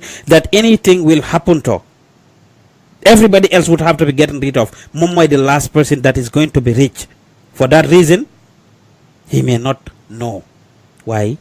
Good for Purlulu. Like I said, I go back to PLO Lumumba's advice to him that he should be a servant leader and not be a leader that would be influenced by material and things. Dinañ ñëw si loolu dinañ leen dida loolu in a little bit. I mean ñu taxañ loolu Eva Sarr ñu move on next week ñu dellu si waat si rek. Next that we are going to talk about is Fatu Camara versus the state broadcaster. The past week gis nañ Fatu 2 weeks kon mu ngi tukki I mean tay yëpp anyway diggante Gambia, Senegal, Europe, America, different places. She's going back and forth. Of course ñibbi woon na fi and there were high hopes, a lot of people talking. Coow li bari sax ba ñenn nañu di compare Fatu Camara the Fatu show ak Kër Fatu. Was it coming on GRTS? Even when Kër Fatu had their issues with GRTS, her name was brought into the picture. People have said things. Fatu ngi ne woon teg diligently, and until this minute we haven't seen. Gis nañ of course the company from the UK Fatina mayoon ko fi 10 different computers. Gis nañ mu sign a deal with Tough Construction pour promote handle their marketing for the next 5 years. Gis nañ mu make announcement with TFM ak ñoom Buuba Ndour as to what she was going to do in Gambia, affaire yi yeewu leen ak yooyu noonu yëpp. But as far as us seeing something tangible, something visible, something that is happened for Fatu Camara in the Gambia, that she has already started working, gisuñ ko noonu. Last week bii nag Fatu fippu njëkka binda kebetu mention ku mel ni Alkali Konte and ne moom du the type of person kuy dem around di dogo behind people, di dogo after people. Loolu la Fatu Camara bindoon ne moom kat nekkut kuy dogo si gannaaw init dinaa pour loolu ma read ko. But after loolu she followed it up with a video. Mu defar a video, mu génne a video. In the video she addressed a lot of things. Eva while ma kiw statement bi rek ma bàyyi la nga xusal ñu ci Fatu Camara video bi Eva Sarr. Wow, the part boo xam ne bëgg nañu focus on it because Fatou def na a long video wax na ko ak xol ak dina ku gis Fatou Camara nu mu toogee sax di nga xam ne there is something in her chest that she just want to vomit out if that word is right mu express herself wax dëgg ne yàlla Pa Ousmane which Alkali Konte bi nga xam ne ñu ngi ko oo nga ko léegi regarding moom tamit ak GRTS nga xamante ni benn tey mu ngi feel ne she's been suppressed because dafa dugal li nga xam ne maanaam mooy proposal am waaye ben tey leetuñ ko firiwuñ ko te loolu tam du yoon ba tey lu tax Gambia du dem loolu bokk na ci lu tax Gambia di dem even application Pa Ousman if you make it we are still trying to compare so defee fi sa application if you are not successful dañ la ko dee wasa before nga ko dee hand in ñu ne la ne soo leen déggutee 6 months consider yourself as your application not been successful nit ki lu munti def rek am na loo xam ne su dee she's not successful wax ko moo gën nga ko keep in suspense moo gën nga nekka mu leetuloo ko firiwuloo ko Fatu Camara nag Pa Ousman xëy na soo indee loolu dinañ ko gën a leeral gën a analyse waaye Fatu vidéo boobu la de wax na ci lu bari nag political line am di ko ñoo miwut comme ñoo ko waxee du dogo yooyu noonu waaye ñun fu ñu gën a amal interest so far fu ñu bëgg a gën a focus moo nekk ci li nga xamante ni maanaam joxanguñ ko loolu wala xëy na si according to Fatu nu mu waxee sax dafa mel ni dañ ko decline xam nga proposal am bi is been declined because nu moo waxee xam nga dem na ba wax ne léegi télé ñu bari duñ ko dee seetaan a lot of people are focusing online which is very true waaye na loolu dinañ ko gën a yaatal Pa Ousman su fekkee ne jot nga note boobu Diouf waaw su dee jot nga note bi ñu read ko rek dem su ko defee ñu tënka ñu tënka rek ñu dem gannaaw amuñ time duñ ko spend a lot of time ñu move ñu dem ten dinañ waxa government because ben tey government la ñoo waxa ñoom ñoo amee loolu ñoom ñoo di final say si ñoom la nekka because fooguma ne MD moo amee di finance xëj na am na lu ko lal ci ron loo xam ne benn tey Fatou mënuñ koo liita mënuñ koo firi and sax dama ko dee bëgg ñu koo relate ak def di Fatou show is pas suñ ko amuñ ko buñ ko dee link sax indi ko ku nekk mu ngi toppatoo soxlaam di def yoonam waaye ana lu mu ci mënti nekk rek Pa Ousman what is not right is not right su fekkee ne sax dañ ko bëgg a toon down application am bi nañ ko wax nañ ko wax in a letter wala ñu wax ko in a email seen ko an email woon ko ne ko lii ak lii la jox ko explanation waaye leetuñ ko firiwuñ ko waxuñ ko dara xam nga so loolu is not right Pa Ousman loolu dafa gën a indi frustration te loolu du yoon loolu du yoon tey du yoon ëllëg keroog bu GRTS am ak waa Kër Fatou yi problème dañ gënoon ñu wax ko suñu gisee tamit suñu beneen doomu réew boo xamante ni am na loo xam ne mu ngi ko def and she's the concerned Gambian te liggéeyal na dikkaam liggéey boo xamante ni am na raay pour su bëggee ñëw def something def ko comme li ma wax la it's gonna be yes or it's gonna be no su fekkee ne benn tey ñu ngi ko xool for how long déggul ba pare Fatou tukki na Fatou awiyaana fu nekk xam na ne dara soo ko dugalee at least by 6 months da nga war a am a positive response or a negative response waaw waaye benn tey moom jotut si benn xamul fan lam staan xamul fan la war a toog ndax dafa war a toog dikkaam ndax dafa war a dem mu ngi Sénégal and it's costing her money Pa Ousman mu ngi koo kos xaalis bu bari la koo kos ba pare bul fàtte comme li nga wax mu ngi saanaa taf yi nii yëpp mu ngi jël li nga xam ne contrat gi jàmbur lañ ba pare mu ngi dem underneath mu ngi liggéey maanaam dem na uti ay sponsors yooyu noonu yëpp suñu gisatee dara mu génna mun nañ koo jàppee as someone who is not serious in future Pa Ousman su buggee sort of dara you are very right Eva. I mean, people can see. That's the post right there. Fatu Camara dinga xamne mu ko don wax kerak. And what did she say? She was talking about the Alkali Conte. Li nga xamne alkali nga balal ma rek dama doon pulaat loolu dafa am something lu ma doon génne fii nii lan la Fatu Camara wax mu ne so Alkali Conte and his group are out to do everything it takes to stand on my way to the extent of making up stories. Well, ask Jammeh what happened when he thought he could silence and frustrate me in my own country. One thing I don't do is dogo people to make ends meet. I believe in me, Fatu Camara, the Kianka. Another thing though, I will not sit by and watch people who are unhappy with me due to their own insecurities use people close to power to step on my way. This happened during Jammeh's days and is not repeating. No more using of state machinery to fight people who did nothing to you. Nobody will send me into exile ever again. I will do a live video to elaborate on this later. I am aware of all their plot. Will tell you all about it soon. Mu ne kenn du ko yónne waat exile pour mu nekk doxandeem tumranke gàddaay du demaat gàddaayaat génn réew mi de pare mu wax lu am solo nag no more using of state machinery to fight people who did nothing to you. whether Momla, whether other people.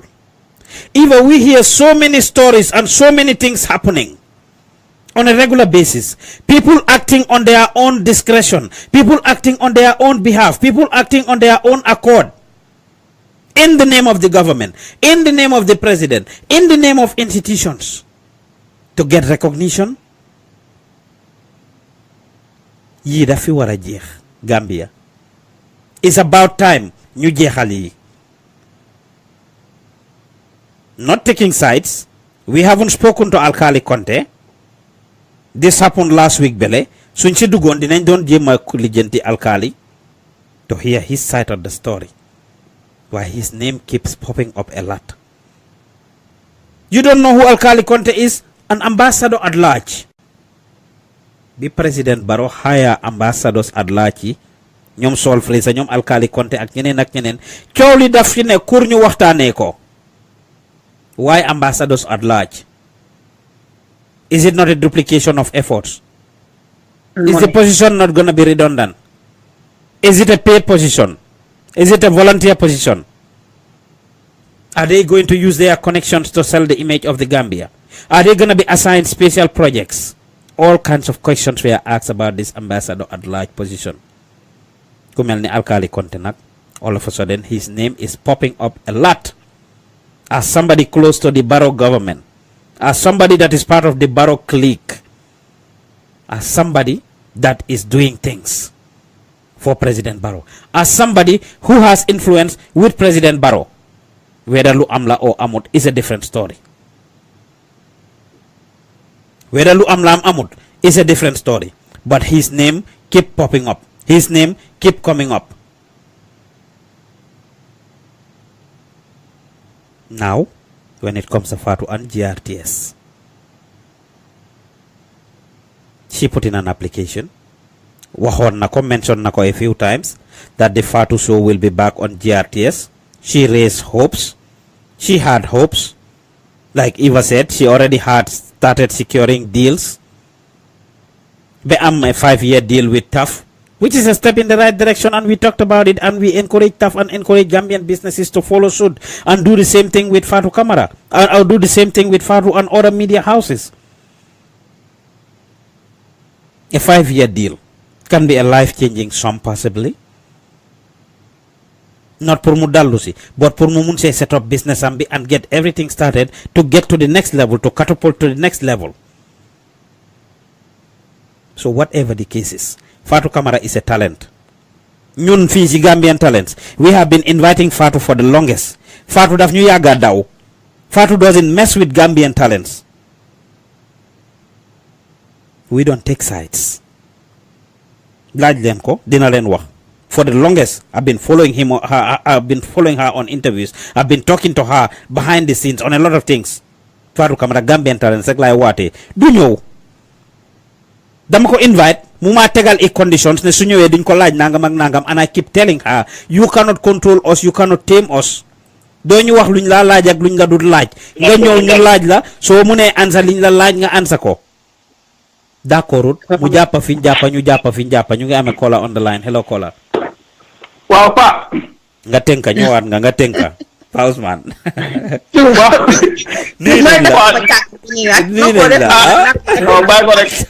Waaw man dafa ma lu ma bëgg a laaj rek. Mooy la loo xam ne mënuñ fa focus on. Bi Fatu Camara waxee those announcements. Ndax mënuñ ko woon ne ko hey, before you make an announcement, first secure a deal and a contract, then you come back to the population and to the whole world to tell people, yes, I am having this, it's coming, taking people's money.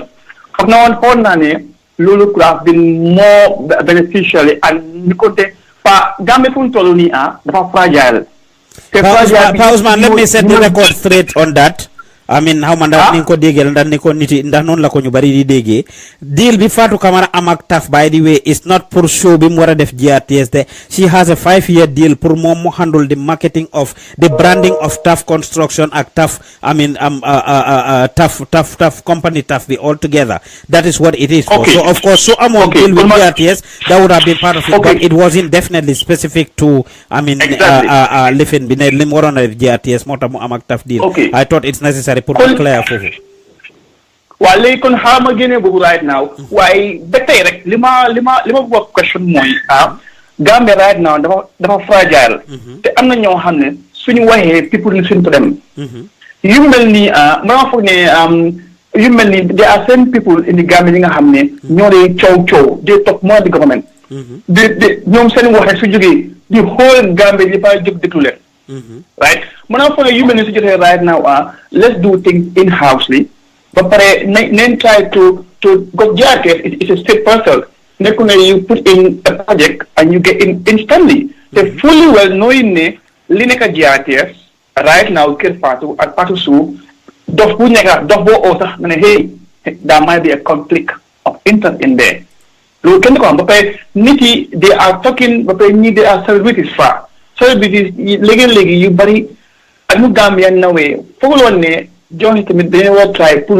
pour make sure these people they always say good things and we benefit askan bi rather than the instigate li nga xam ne is going on Gambia right now then fragile bi yëpp dama foog ne the human error and the human error yëpp moo constitute right now loolu moo laajte ngeen naka lan mooy question bi again non li ma laajte mooy ndax Fatu Camara balaa moo dem di announce ak di dundee yaakaar ne am na a contract ak GRTS ndax at that point secure na 100% guarantee ne am naa ko naa start bés nangam dama dogoy ñëwaat di advertise Fatu Sow is coming and third effect. That's a good question. And Jerejef for the question, dina la answer in a little bit. Majel benen caller, thank you very much. Ñu ngi am another caller. Hello caller. Paus, naka? Jama rek nanga tuda koy kole. Dadan kole. Calling from KC, Mukhtar la tuda. Mukhtar, okay, Mr. Mukhtar, ñu ngi la nuyu di la dalal ci lutax Gambia du dem. All right, thank you. Actually, I just heard that last call. I really do think when it comes to DRTS, we consider it a state, listen, state, not necessarily the government, right? But the Gambian people. I really believe, Monte, if I had any plans with DRTS, I should be able to go advertise it, say whatever I want. Because at the end of the day, here's the thing. In order for Fatu to use GRTS, there's going to be a fee she's going to be paying, right? Is that right or not? This na si deal because this na si guy deal buñ am ak mom. If she was gonna go on to partnership with them, more in the sponsors, wala guy in the sponsors guy share ak mom. But yes, dina am different, or they could just give her a platform. I mean, to fake any amount any sponsors, but she has a platform. Am lu muna jëriñ askan bi guy war nañ ko muna jox a platform. Yeah, but my point is this. Fatu having a show on GRTS, in one way or another, no matter how bad it is, there is going to be some sort of a benefit for GRTS, right? Either one, it's going to help them with their views, or two, they get monetary benefits from it. The point I'm trying to make is this. Give me, whenever you have government interference, or people working in government, interfering in certain things in Hamilton, they are basic for the population, it then becomes a problem. Because this is the only place where does an ambassador at large have something to do? Where do they have, in what country would you go? They're just an ambassador at large, them to interfere, see national news media. Understand that? Or somebody having one country. Understand? Jensen program, let me tell you this. It's very interesting. When every now and then I'll just pop in on Facebook and then I'll see you guys put together something. And you know, people don't necessarily have to agree to the things that you say, but it is really vital. What the name of your program is really catchy, actually. Look at Gambia with them. Now somebody else could say Eva Matoñ for the first time you am compliment Turbi, I'm just saying, like, people could feel that way and be like,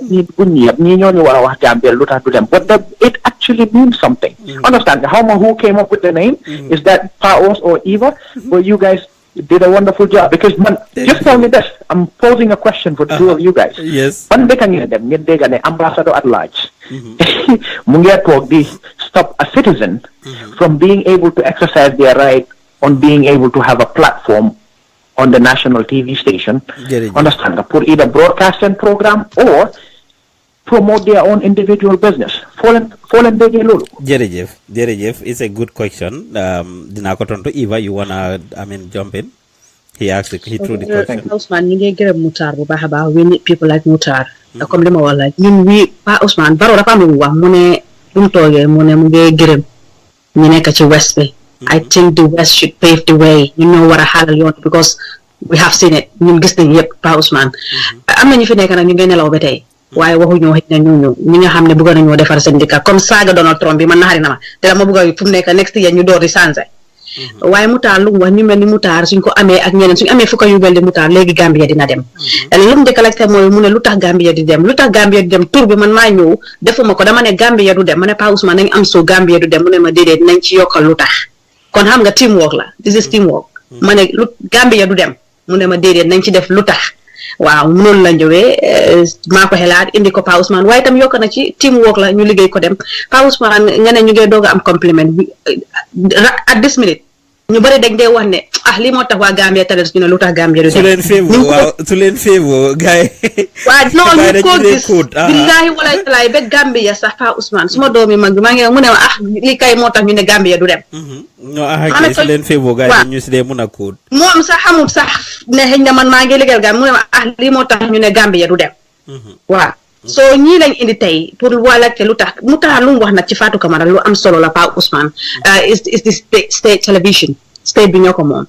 alkali konté ci kanam tuuti di nga wax turam nu nekk di tok ñu ko o ba tay mom alkali konté turam gëru na tam ci li nga xamné moy di Q&A bi in America fofu nonu Pa Ousmane waaw moom benn alkali konté bi moo indi woon moo waxoon no Q&A no li ci coow bi daal topp na ko bu baro di ñëw America waaw turam popoon na fa si Q&A bi a lot moom alkali konté boobu ba tey Fatu Camara tam juuj na ko baaraam ñeneen ñu ngi ko juuj baaraam waaye nag ñu ngi rafetlu ki nga xam ne mooy Mutar li nga xam ne indi na ko bu baax li lañ soxla Pa Ousmane this is Gambia and ñun ñoo ko mën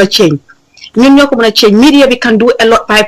putting pressure on the government and on the people ñi nga xam ne ñoom ñoo nekk di public servant ñoom lañ war a put pressure bi waaye Gambian media bi sax tamit dañ dee ragal a def seen liggéey bu baax a baax ba because xëy na tamit xamuñ ko ñu ngi see doog a dugga understand nañ ko bu ba pare suñ nit ñi tamit understand nañ ko Pa Ousmane waaye leneen su ñëwee si Fatu Camara mu ngi laa question yow ne la daf laa condition waaye moom tamit tey ndax ëllëg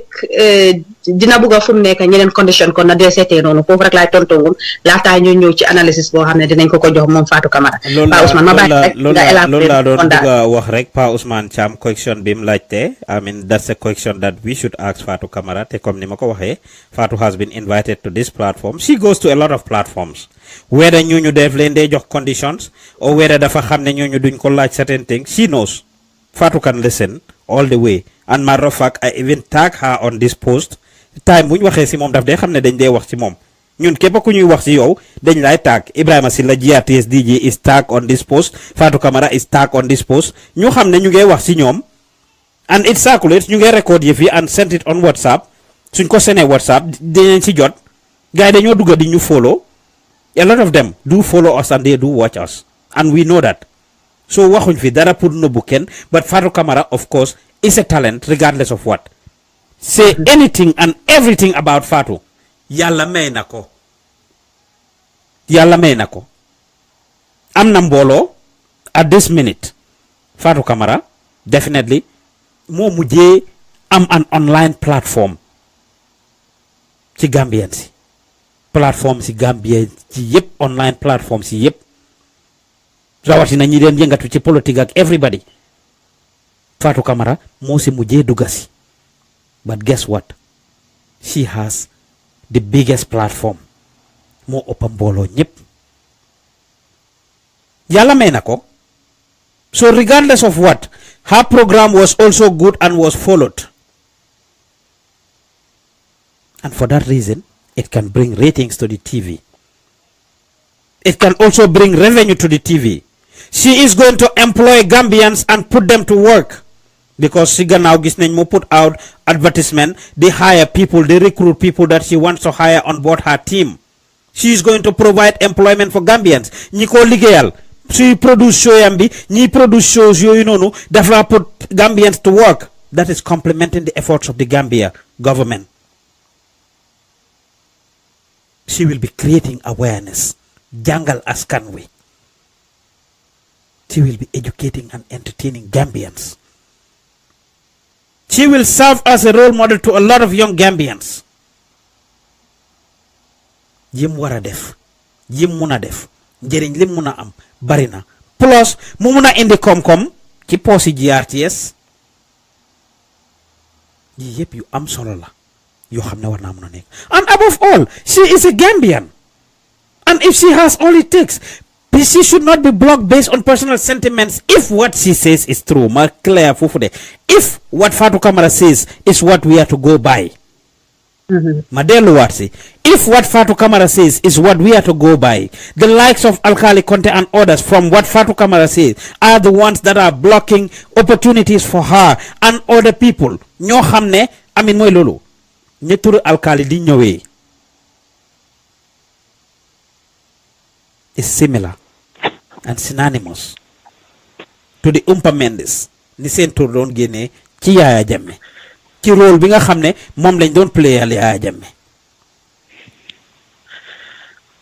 So Alkali Conte su fekkee ne liñ lay jiiñ lu am la soppil doxin man Pa Ousmane ma ne du feem te bu ndox pataasut. Su fekkee ne liñ lay jiiñ li nga def la soppil doxin.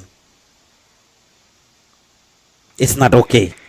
The country doesn't belong to any of you guys. The Gambia is our Gambia, and we all have a role to play in making it the paradise of the world. We all own equal shares of it. No single person. Start ko si President Barrow, them to the last person. Could you do this second? Ñun ñëpp ci em. Ñun ñëpp ci em. Powers, can I say something? Go ahead. Thank you. Gis nga man, I am an avid follower of politics in Senegal. Okay. And man yaguma America buba. I came here back in 2012. A year after we majahale high school. I graduated 2011. And I'll tell you this, bama faneke mostly ham garek time ya jamet GRTS amundara because time bu nek ñu ngi wone for more pay and all that. And I just ended up having a vested interest in Senegalese politics. And I'll tell you this, you rarely hear in Senegal an individual person come ne, okay, kini like Alkali Conte or Umpa Mendi or General Solbaji, kimo America bi kimo deflali. And I always question myself, more like, wow, why is it mentioned for the past 52 years? Since politics has always been politics of personality. Understand? Yo America buñ nekk fi dañ dee toog nga dégga time bu nekk ñu ne General Mattis wala ñu ne Rex Tillerson. Alright? You never hear about them. Understand? Or su dee ne Angleterre la time bu nekk Boris Johnson soo ko gisee on TV, it's probably because he's signing something that has to do with UK's foreign policy. Foreign policy, exactly. But ñun wante ñun Gambia so do General Solbaji, General Tamba. So General Tamba. Now you hear about Alkali Conte in Gambia, or you hear about yes, people you have any influence, you have any ties, any connection to a particular entity or institution. You am pour oversee, supervise, or make impact, or create. I mean, the impact at the end of the day. Their voices will be heard. They'll be making decision makers. You blame the government to a certain point. Why do not blame government with that much? I blame the Gambian people. Sangha bila bala call. I was on the phone with my mom. She's in Gambia. And my mom, I love her. So I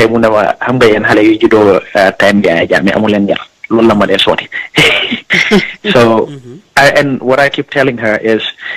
the problem is ñun Gambia dañ dee gaaw a settle te billahi wal kitabi waxuma la waxi caan. That was the last thing I said to her before she hung up the phone. Ma ne ko ne dañ dee gaaw a settle, dañ dee gaaw a relax trop, dañ dee gaaw a bàyyandeku. Like lu ñëw rek kopp suñ ko ñu toog ne bii ñu jàppa si yàlla rek. Understand nga? Because ñun suñ kabi réeyu réew bi nga xamante ne waruñ ko war a mun a liggéey di def certain basic things yi nga xamante ne is very simple. Government, for example, they have no business di dem di interfere si luy daw GRTS. Government has no business toog dina dañoo lijjante luy what's going on in Nawek. Understand nga? Or Gamtel and all these other places. They have absolutely no business doing that. There are people that are supposed to be handling that. Government should be responsible for formulating policies. Mokhtar yow gune magga. Mokhtar yow gune magga. Yow do gune, yow gune magga. Yow gune magga. Ana sarang la toy tamune nawawo na picking they talk like this. Finished school in 2011 nawawo. Seriously. Why yes, that's very good. You're talking. Linga wax am nga ñam torop. Iva Mutar am na ñam d'accord nga. am na ñam trop. Congratulations. We are proud of you. We need young people like you. If you watch Professor Lumumba yesterday, he was encouraging if only we give opportunity to young people, to actually excel in different areas. You are doing research. Li nga wax dafa melni xam nga ko, and it is very important. This is what we lack. Suñ ixray sori wu duñuy jangal lu bari, duñuy research, duñuy gestu. So ma ngi la encourage bu baaxa baax ci li nga def te bëgg naa la jokk inshallah jokkuma ci suuf Mutar su ko defee ñu seet lan la ñoo mën a def inshallah amin yow li ma sa problème waxtaan de ni nga re dog boromam Mutar mu ngi ñëw pour wax he in the time to express himself. This is what that Mutar is your new dad. Mutar is your new dad. Bàyyi ñu move on Iva. Bàyyi ñu move on. So ko jokko ci suuf sa dina ba mu nekk an additional to this show because comme li nga wala xam na lu mo wax te ko xam looy wax do réer waaw ko xamu def sa homework right si nga di réer waaye ko xam looy wax you did your homework right you're not gonna mess up te Mutar def na lu mo def wax na ko is been following Senegal politique so xam na ko all the way mu ngi wax kii nu mu tuddaati Boris this minute Boris dafa tukki foreign affairs issue lam nekk di dox right now is not in town dafa tukki ndax ñëpp si la tey follow nguma news bi pour war a mën a xam so he was fu mu dem di rally naan dafa organize like a rally pour model jël toogu Theresa May doo ko fa gis te doo Rex Tillerson dem somewhere in Detroit ne mu ngi organize a rally in hopes of challenging Donald Trump. That's not going to happen. They are all busy working, understand that, getting their things done. At the end of the day, so at the cabinet meeting, they have something to present to their boss. You are not coming in there empty-handed. That is what we need in Gambia. Absolutely. Understand? Absolutely. Yeah. But you guys go ahead. Jërëjëf Mutar, appreciate nañ sa contribution bu baax a baax. Gambia is about time we realize ñu génnee suñ personal sentiments yi ñu génnee di jaamu individuals. We have a country to build. And the country belongs to all of us te ku nekk da nga war a understand loolu ku nekk da nga si am cër te cër boobu noonu dañ la ko war a jox ba mut sek so yii lañ fa war a jeexal stop mystifying individuals. A president is a president. Ibrahima Silla, if you are listening, Ibrahima Silla, if you are following, you are the head of GRTS. During the Fatu interview or Fatu network interview with President Barrow 2 weeks ago, Iva Munkofa, he was asked a question why he is not talking. Neko Gambian sangi buga de gets yow li xewna degguñ nga wax ci, and his response was dafa am ñum jital dafa am ñum jox ñu responsible things. You responsible for things. Ba pare du jital ñu ba pare di len fakastal. Nañ def seen liggéey. GRTS nak Ibrahima Silla bul bañ ko la yekkal ci gaali xaj way buñ la fekk nga sé lekka. For the longest we have been told, for the longest we have seen, for the longest we know how GRTS was used as a propaganda tool, how GRTS was used to victimize Gambians, how GRTS was used to mislead Gambians. The hopes are high on you. Ñoo na Gambia tok na waxtaan na ak yow. You open your doors to me. One thing I like about him, I interviewed him. Ibrahima Silla takes responsibility. Rate, fum mistake, fum daanu, d'accord na ne dafa daanu foofu. Loolu nag mu ngi eesoon few months after he took over office is when I went there. July of last year. Right now it's what? Ñu ngi ci February dugga ci March. May, June, July. In the next 3 months mu nekk 1 year. So he has been at GRTS only about a year, just like the government. His position is as old as the Gambia government, the government of the the government of President Adama Barrow. And as a result, changes daf day am wecceeku daf day am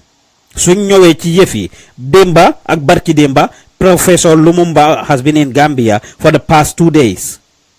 GRTS did not cover the event. Why? Li moo wax lu tegu la. Our Fat Samba had interviewed him and asked him if he was to meet President Barrow. Lan lam ko wax Professor Lumumba mu wax kàddu yu am solo as to what he would have told President Barrow. Him as the president of all Gambians. Mu xam lan moo tax Gambians yi vote ko in. Mu tax lan moo tax Gambians yi teg ko foofu. Mu tax mu xam lan moo tax ñu def ko the president of the Gambia. Gambians yi dañ sonna, Gambians yi dañ tàyyi, Gambians yi dañ fedoboon, and they needed something different that they can use. Falay jaare ma profito ma read Professor Lumumba's post.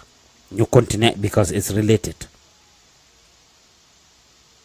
Mune inferiority complex is something that one embraces if they don't have confidence in themselves. Africa is the creator of human civilization, and we should be proud of ourselves. When asked what he will tell President Barrow, Mune, I will tell President Adama Barrow that Gambians have invested their faith and hope in your leadership. You are the first Gambian president who have achieved the instrument of power peacefully. They expect you to grow the economy. They expect you to stabilize their politics. They expect you to bring and create such a cohesion. Be a servant leader. Serve in a manner that will tell Gambians that a Gambian can serve with dedication and with love and without love for property and things. Distinguish yourself as a servant leader. This is what he said he would have told President Barrow's committee. Kumelni PLO Lumumba came to the Gambia yesterday. Gambia government has a role. They have a big role to play. Lumumba is not a small guy. It's a sabotage to him. It's an insult to the Gambia. Pour mu wara ñew, and the government of the Gambia wasn't duly represented. When people of such caliber come to or go to any country, ñaarel efforts will be made. Stuff will be facilitated for some government officials to be engaged. But because of what he says, probably, because of Nimdego, because of the anti-corruption and the things that he preaches, they might not be very open to accommodate one like him. It's very disappointing.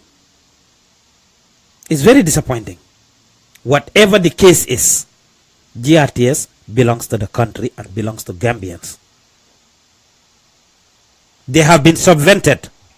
from li Ibrahima Silla wax ne through Gamcel scratch card yi ndee jaay foofu lañ leen dee fayee fa la government bi dee jëlee lii te loolu Gamcel ak Gamtel yépp Gambian people bi ñoo ko moom. So it's still taxpayers' money. Gambians ñoo ko moom. Any Gambian and every Gambian should be given an opportunity, regardless of their political affiliation, regardless of what they think. Te bi Kër Fatou defee seen lii bi ba dem Kunta Wur gisoon nañ coow li fala seen problème dooree woon ak GRTS. We saw that. Gisoon nañ coow li, gis nañ nim fa taajoo, gis nañ nim fa demee between ñoom ak Kër Fatou. Finally ñu mujjee accommodated Kër Fatou. Why? Because the government of the Gambia from li waa Kër Fatou waxoon, which of course we have tried to follow due diligence by trying to interview Ibrahima Silla. He did not grant us the interview. Waaye li waa Kër Fatou waxoon mooy ne ñoom liñ publish loolu te fekk government bi demaguñ woon foofu. Ñoom Mama Kandeh ak ñeneen yëpp dem foofu. If the government took forever to go there, it wasn't their problem that the government went there late. It wasn't their problem that President Barrow was in Saudi and moom ak ñoom Lawyer Dabo and all the top government officials were in Saudi at the time. It wasn't their problem that it took the government 8 to 10 to 12 days before they could react to the Kunta Wur situation. So GRTS belongs to the Gambians, and it should be treated as such. It doesn't matter how critical somebody is. It shouldn't be used as the propaganda tool for any government, be it Sadauda Jawaras, Yaya James, or Adama Barros, or any future government. It should not be used as a propaganda tool. It should be fair and balanced, and all Gambians, regardless of where their political affiliation, regardless of their tribe, regardless of their ethnicity, regardless of their religion, should be given the opportunity to actually promote whatever it is, as long as it is in line with the principles of the country, is in line with the constitution of the Gambia. They are not going to be any security threat to the country. They are not going to sabotage anything in the country, and they are not going to do anything that would affect negatively the average Gambian person. Kon fofu li nga xamne la lu important la lu wara bay xel la. Fatu Camara ñu ngi challenge GRTS again ñu reconsider same decision bi, whatever the case is. Ku melni Alkali Conte not to be given much access to any institution, not only GRTS, but people that are not working at institutions, people that don't know or have anything to do with those institutions should have limited say, and President Barrow should be very watchful as to the people that he surrounds himself with and what he does. Alkali Conte, of course, we will try to reach out to him and see what his reaction is about this. If we are not able to bring him on the Gambia Dem show, Tamba Lumongfa, we have that show. We have a new show that is coming up. Any burning issues, we will do a vox pop about it to ask the people their opinion and go to the people that are concerned. It's coming up very soon. Ñu ko toga su paré rek inshallah we'll bring you these things. Kon ñu ngi leena bëggé di leen gërëm den santa. Iva Sarr xana so amé loy taxañ ci lool rek bala ñoo move on to the next topic. Waaye wax bi ñaar la Juuf. GRTS on the other note, they are doing well as well, because so sectors and programming recently than previous Jammeh's time different. A big difference. What they gonna yala so set ñu ngi invite politicians yep parties yuñ bokk ñu ngi invite ku nekk mu ngi ñëw te bàyyi den loolu nekk it was just a green party ñoom rek ñoo fa amoon voice. Yes, ndax niñ ko bëggee yëpp 100% gars ñu ngi work through it no. Waaye li ma dee wax la Mr Silla dañ am ci moom yaakaar because dafa am fu mu jaaroon jaar boobu moo tax Gambia di gën a am ci moom yaakaar waaye tamit Pa Ousmane gaa ñu ngi try waaye soo seetee on the other note tamit Fatu Camara ndax du tamit dafa am leneen lu mu bugg Pa Ousmane xam nga wax bi tam ñaar la Fatu dafa génn mu wax ndax du condition yu mu tegal Gambia Talents moom la tegal GRTS tam It's very possible. ndax du condition yu mu la tegal yow ñun waaw ñu ngi sukkande ko ci li nga xam ne moom lañ dégg mu wax comme ni ma ko waxee waaw exactly ndax du Pa Ousmane wax bi ñaar la ndax du condition yu mu la tegal yooyu la leen tegal GRTS wax dëgg on the other side ñu ngi try a little bit comme lu kii wala Gambia dañ dee gaaw a get comfortable duñ leen jaay try a little bit rek lañ leen a jox duñ leen jox sa try a little bit waaw soo ko seetloo GRTS seen all staff si yëpp ñëwaat nañ muy Jenaba Njie Issa Diallo and others am na ñi ñëw ba tey Pa Ousmane ñoom Jenaba Diallo yëpp ak gars yi waaw ak GRTS jëlaat nañ leen why is Fatu Camara's own becoming an issue? Very good point. Why is Fatu Camara's own becoming an issue? Waaw bu saabali keroog maa ngi seetaan GRTS mu am ñetti callers yoo xam ne dañ call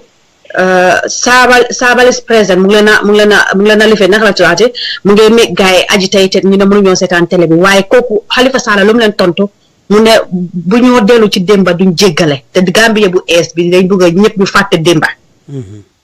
waaw boobu xëy na du dossier tey waaye Fatu Camara lan la tegal GRTS ba tax tey mënuñ koo jógunte ba pare Fatu Camara programme am bi moom si boppam maa ko dégg nii kenn waxuma ko bu mu noon def noonu mu ne dañoo toog ñuy connect it seems like ne Fatu dafa bëgg a jël GRTS according to moom nu mu ko waxee ci on maa ko déglu de mu ngi jox TFM more opportunity than GRTS itself because Fatu mu ne dafa recruit ñu dégg olof nekku ne dafa beddi waaye ñu dégg olof la moo recruit du mbiri xaste du mbiri dara mu ne because Sénégal seen olof yi ak ñun suñ olof yi du benn maa ko dégg ni mu ko wax waaw so loolu noonu tam Pa Ousmane there is a lot loo xam ne xëy na investigate uñ xamuñ ci moo ba pare imaginal Fatu Camara shouldn't even snatch that name yeewu leen dafa am fu comme li mooy Gambia nañ dee create Fatu Camara comme li nga wax she's a weapon boo xam ne Gambia dañ ko need she is good as am na benn post boo ko no matter hate her or love her she's good in what she does she is good comme ni nga ko wax la asset nag dafa am fu moo am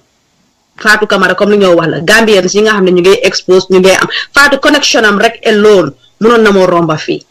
waaye tamit li ñëw wala Fatou could have come to GRTS mu nekk ci news team bi mu nekkoon ñoo xamante ne moom mooy nekk ci news team bi nekk yow mit nga team bi Pa Ousmane Gambian si ñoom wax nañ la seen problème ñu ñoo jokkoon de Fatou Camara should have volunteer pour mu dem foofu noonu su fekkoon ne amul dara lu ko lal mu dem fa volontaire wala ne our television is crap te loolu su taxawee mu def ko Gambian yëpp ñoo ko votal pour mu dem fa ba pare Fatou mu doon na moo nekk di head of the newscasting team bu nga xam ne mu ngi indi Gambia képp koo xam ne mu ngi read news Fatou si ondaam ngay jaar pour nga mun a prosper wala pour nga mun koo def right Pa Ousmane because by then dañ daan struggle ñu dee read news comme lu mu taal wala Gambia television was just like xaw ma man su ma ko seetaanoon dama daan mer trop because ñoom ñoo ñu daan represent dangaa ne ñi ñooy Gambia honestly Fatou mu noon na moo def Fatou si boppam am na benn programme boo xam ne mu ngi ko seetaan moom si boppam mu ngi doon wax loolu ne mu ngi mekko bu si biir studio bi moom xam na GRTS very well waaye Fatou ndax Fatou tam rôle am bi nga xam ne Yaya Jammeh joxoon na ko bindi press secretary rôle boobu noonu or whatever loo xam ne xooloon na ko ndax Fatou tam feel too big pour nekka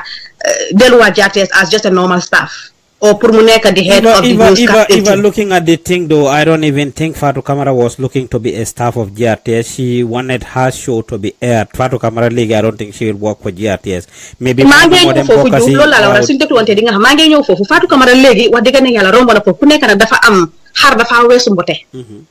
foofu laa doon ñëw xar dafa weesu mbote waaye Pa Ousmane contract lañ ko doon def ndax daf ko def on contract basis mu dem pour training su ko neexee sax bu mu fa nekk na nekk like a freelance worker. And foofu ñoom Mama Ji loolu coming to that too ñoom Mama Ji ñu ngi foofu ñoo xam ne. waaw su ko neexoon Pa Ousmane fa ñu dëkk woon hello Pa. waaw. Pa ba ma 2 minutes rek dama bëgg di fa at Eva foofu noonu li mu wax noonu. waaw because Fatu Camara dafa demoon bi mu demee GRTS was alive. du mën a ñëw rek. put her demands ne fila bu nekka man I am nii bi mu demee GRTS taxawut mu ngi move ñu fa nekka ñu ngi progress ñu ngi go up bi mu ñëwaatee she has to follow due process te am vacancy ñu okko fa. I mean, Pa Ousmane foofu man duma bëgg ñu sori fa sax because that is a part boo xam ne Eva dafa joxe ne what if no xam nga waxi Eva ni nga koo déggee ñaareel da dee tax bi ko xam nga yow li nga wax moo tax Pa Ousmane mu ngi jàppalul and you might be surprised ne there are hundreds or thousands other people ñu déggee ni Pa Ousmane déggee ñi déggee ni déggee so it's good ñu clear ñu noonu ne it's not like ne Fatu Camara loolu moo xew Fatu I mean of course from lim wax moom she is specific to the show that she wants to do not pour them nekk ay staff of GRTS not pour them I mean bokkaat ci seen team bi or whatsoever contract for the most part is what she was trying to do just pour defal guy a show and that was it pour her show to be aired on GRTS and possibly on other platforms including her own platform and that's what it is nga continue Pa Ousmane. Yeah, well, again, my question is, okay, come if I want to know, and Yanko was done. It's very important we hear from the other side of the story, more GRTS. Man, the man fuck me, man, so on this case, what I part of it. Why, so the involvement of TFM and more than what she wants to do, that might even delay her application. You know, well, all those things are possibilities because all by hell during the transition, TFM they were working with somebody who is now part of the team member in the Kirpatu. So all of a sudden, after a twist, man, this story I heard about a lot of Hamne, Munoko work on the media because of I can't openly prove it. Te kuneka na ready. Te there 10 man ma work through one Munoko work. Moto hibari is better not said. Well, however, Muna fuck ni henya all now follow due process. But coming back to the question about Amaso at large, man for the past many years. Mangi like the definition of that. So happening right now, man, what I know, what they should have done more, go out of Gambia, bring business, promote Gambia business, instead of you personalize the rule of the Gambia. The Gambia Guinea pa one thing more you realize me. Kuneka buguna rule Gambia, motax baro confuse, motax baro jaxaso. Kuneka buguna wane peace department la, my boss, my diplomat gis nañ ko fi Islamic Council ñu ngi génne another order xam naa loolu sax I'm very surprised su tax yéen amul a programme on that issue maa ngi koon expect maa ngi koon xaar si yéen mooy lan affaire yi am TV channel yi affaire TV channel bi waaw you know loolu man ma ko déggee I make my very very concrete findings my heart media bu ko ekkati rek ma attack for boom. I'm not saying my ban right now again. So it's still happening those kind of lifestyle in Gambia. You know, hang on,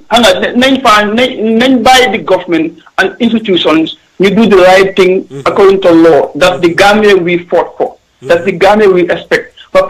this visit in the Gambia, one government give attention to a person. Well, bon. Gani mel suñu wan lumbo dina bena police escort diga am fodal diga am government attention litax gaay li fuñu ko nak right now we can draw a line where a line will say let's not draw it between the old government and the new government so harama the time ngedam harama why that topic how man kenyen say ñu why is very important because bo nonu wax ji bari wu de waaye man bi ma ko bindee Facebook gis naa yu bari mu ngi come up ñu bari ko wax ba tey jii daal sa vidéo circulating as well te loolu one of the things yi nga tax ne Gambia du dem mooy ku nekk bëgg naa wone autorité ma am doole lu ma neex wax lu ma neex def ana Baro jërëjëf Pa Ousmane kontaan nañ ci question bi again thank you ci li nga dugg si yéen a ngi seetaan di déglu lu tax Gambia du dem soo jógee ci Gambian Talents Radio the Fatu Camara issue cannot be overemphasized wax nañ mu taar dafa mel ni you have another this guy you want to make. He mentioned something about the whole issue of the bishop in Gambia. Was that one of the things you guys were talking about today? Just to confirm. The bishop, which bishop?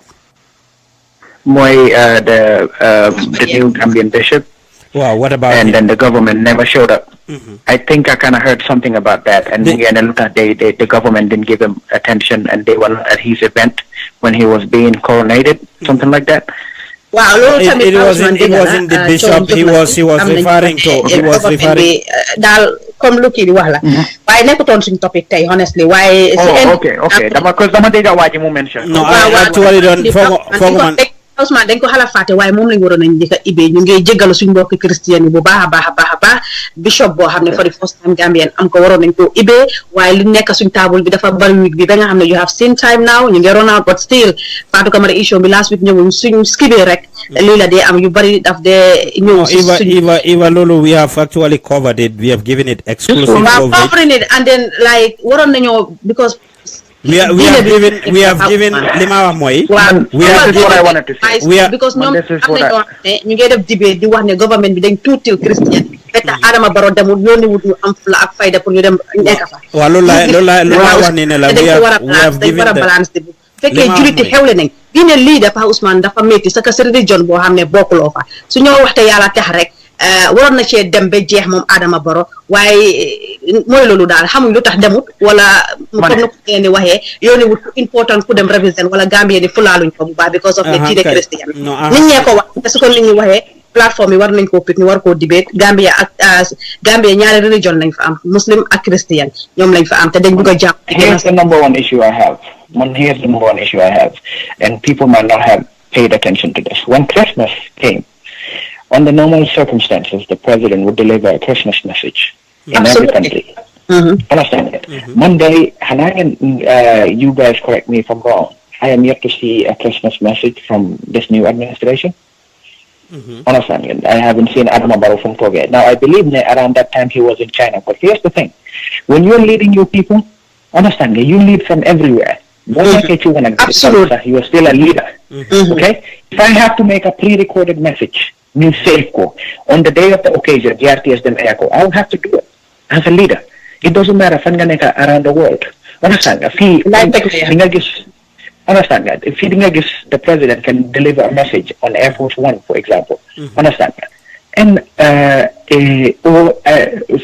to them somewhere else, they will leave a message on an occasion. In Gambia, the Christian population in Gambia is very vital. Understand that they are one of us. Christmas fee. Can you imagine how many Gambians diaspora travel all the way back home? You think they just went back for the family? It's because of that Christmas tradition. Understand that? I'm Christian, but those are the people I went to the same school with. Those are the people I hang out with. Understand that? If I were in any trouble in hospitals, school the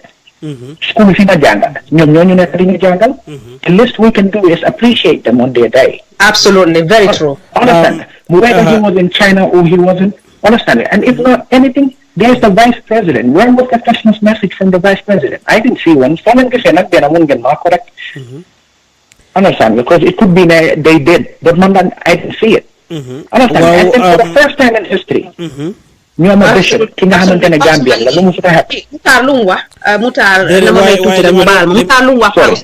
Mutar is part of the panel right now because mu stay Pa Ousmane because li ñu bari joytu nañ ko ci suuf Christians sax joytu nañ ko Pa Ousmane dafa nekk na ñoom seen noise bari wul waaye ñu ne Adama Barrow according ñu ko ñu bari waxee London fii def nañ seen celebration the video is there the evidence is there wax na ko Adama Barrow joxut Christian yi cër ñoon la ko gaay waxee because lu em ni waroon na moo yónni something koo xam ne it's a powerful key public figure mu dem represent leen the Gambians didn't do much oote nañ London di turnout wasn't great am na ñu leen uyu ji nag waaye sofantal nañ leen seen bés bi dégg rek la moo neex yàlla Pa Ousmane yow sa boppa léegi wax nga ko nga ne cover nañ ko is that what you have to say cover nañ ko waaye bés bi tey ñii lañ waroon a because su fekk feeti juliti la su fekkoon feeti juliti la because lii is the first time it is happening in the Gambia bishop the first bishop ñun ñëpp war a mun a ànd celebrate ko waaye there is a little bit of biasness in here honestly ñu wax ko I am a Muslim as well waaye la kum dina ko moom la yàlla wax believe in what you believe I believe in what I believe waaye seen bés bi waroon leen ko waroon a soppatal bii ne bishop ñëpp si waroon a ànd dem jox leen li nga xam ne mooy seen wàccuwaay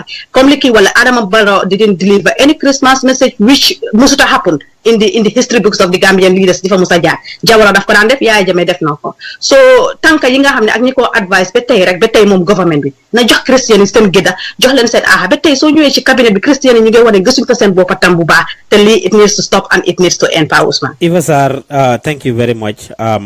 point of correction first Pa Ousmane Cham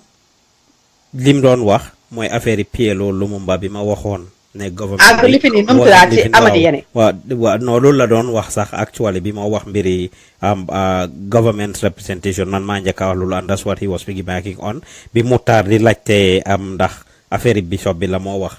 Pa Ousmane was asking about affaire PLO Lumumba bi 1 2 oh, I'm sorry. Well, no, it's okay. No, sila bokon sa Pa Ousmane.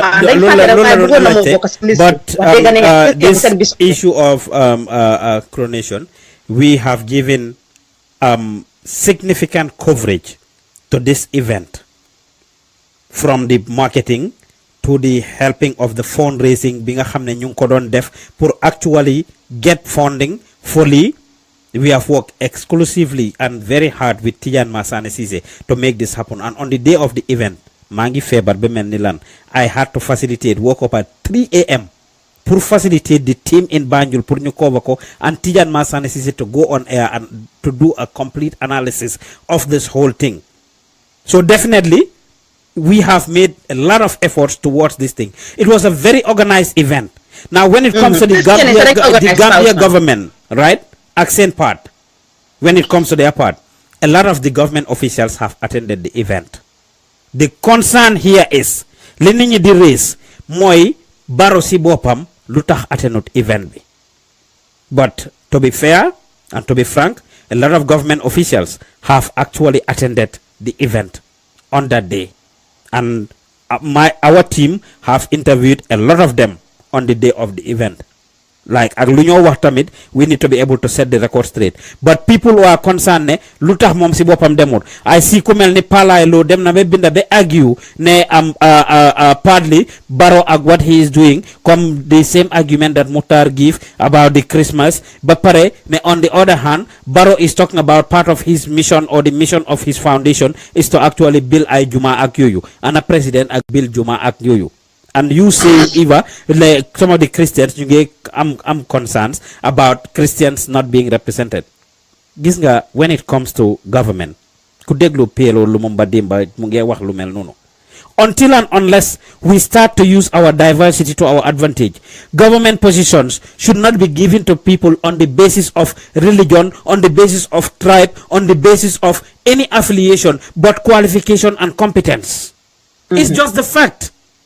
So lolu, I agree. Any Christian book argue lolu itamit, yange argue lo wata argue. Any Muslim biko argue itamit, yange argue lo wata argue. Any Wolof bu argue ne all of you are not represented, yange argue lo wata argue. Any Jaranka wala Badibunka bu argue ne Badibunkas are not represented. People should not be given any government position based on what they where they belong. They should be given based on merit. And lolu wax joju wax la jëm ko sax. because it will be embarrassing. Fee ñu ngee dundee noonu fee ñu ngee xelaatee noonu Gambia du dem fenn dinañ saxaar rek waaye duñ tàkka. We should deviate from tribalism.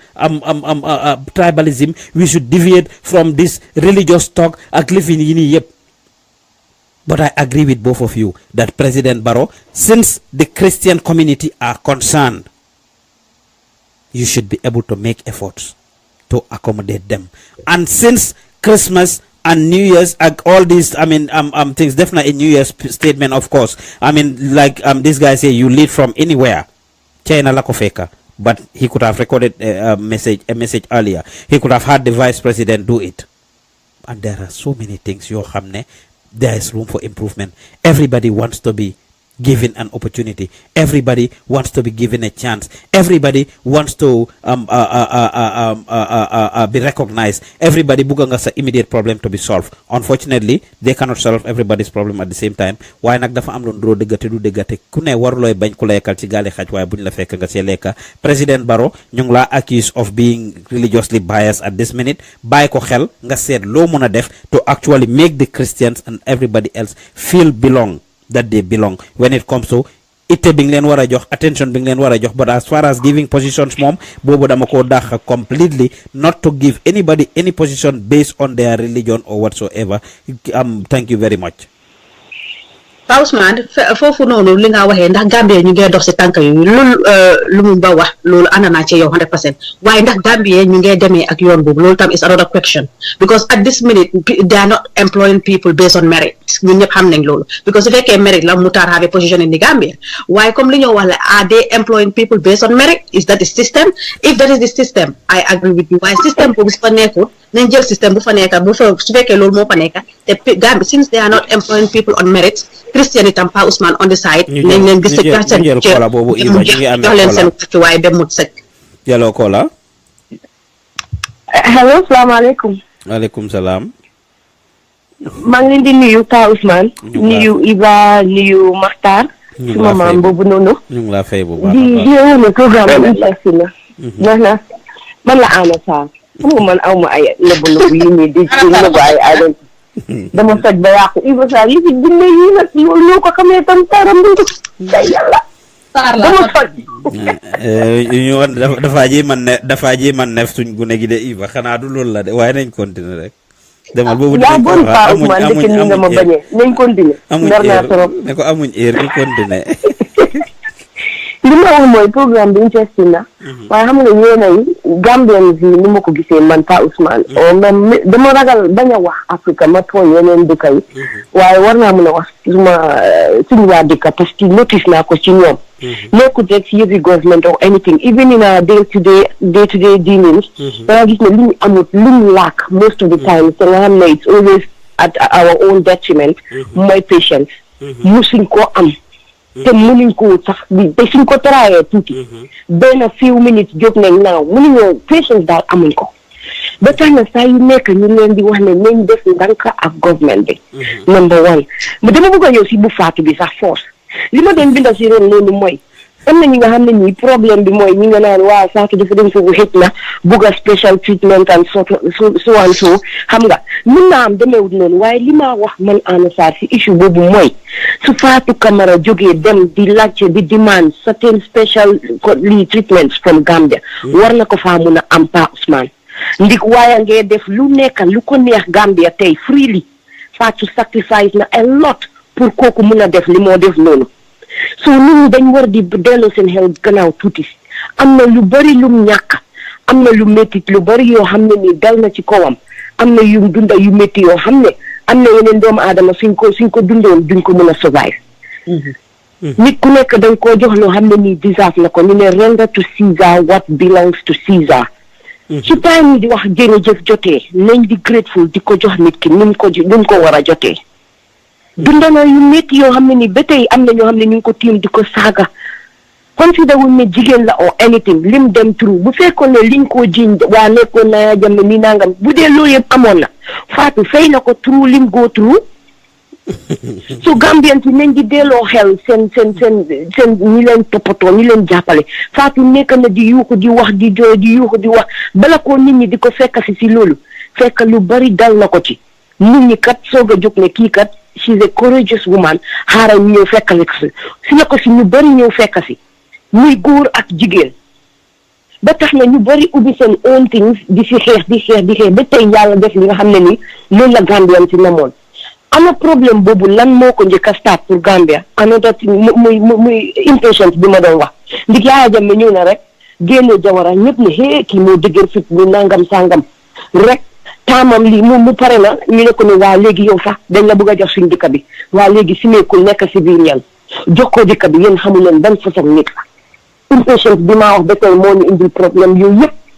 you know so dañ dee always war a toog tuuti ñu réfléchir xalaataat bu baax problème yi ñu daan am fan la daan jógee lan moo ko daan koos ak yooyu waaye kañuñ ko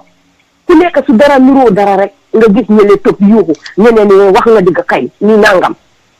ñu ngi naan am na ñeneen ñi nga xam ne jógee woon nañ GRTS delloo si nañ leen fa waa lu tax bu faatu bi di am problème bu faatu bi war naa mën a am problème parce que botam waruta yombee noonu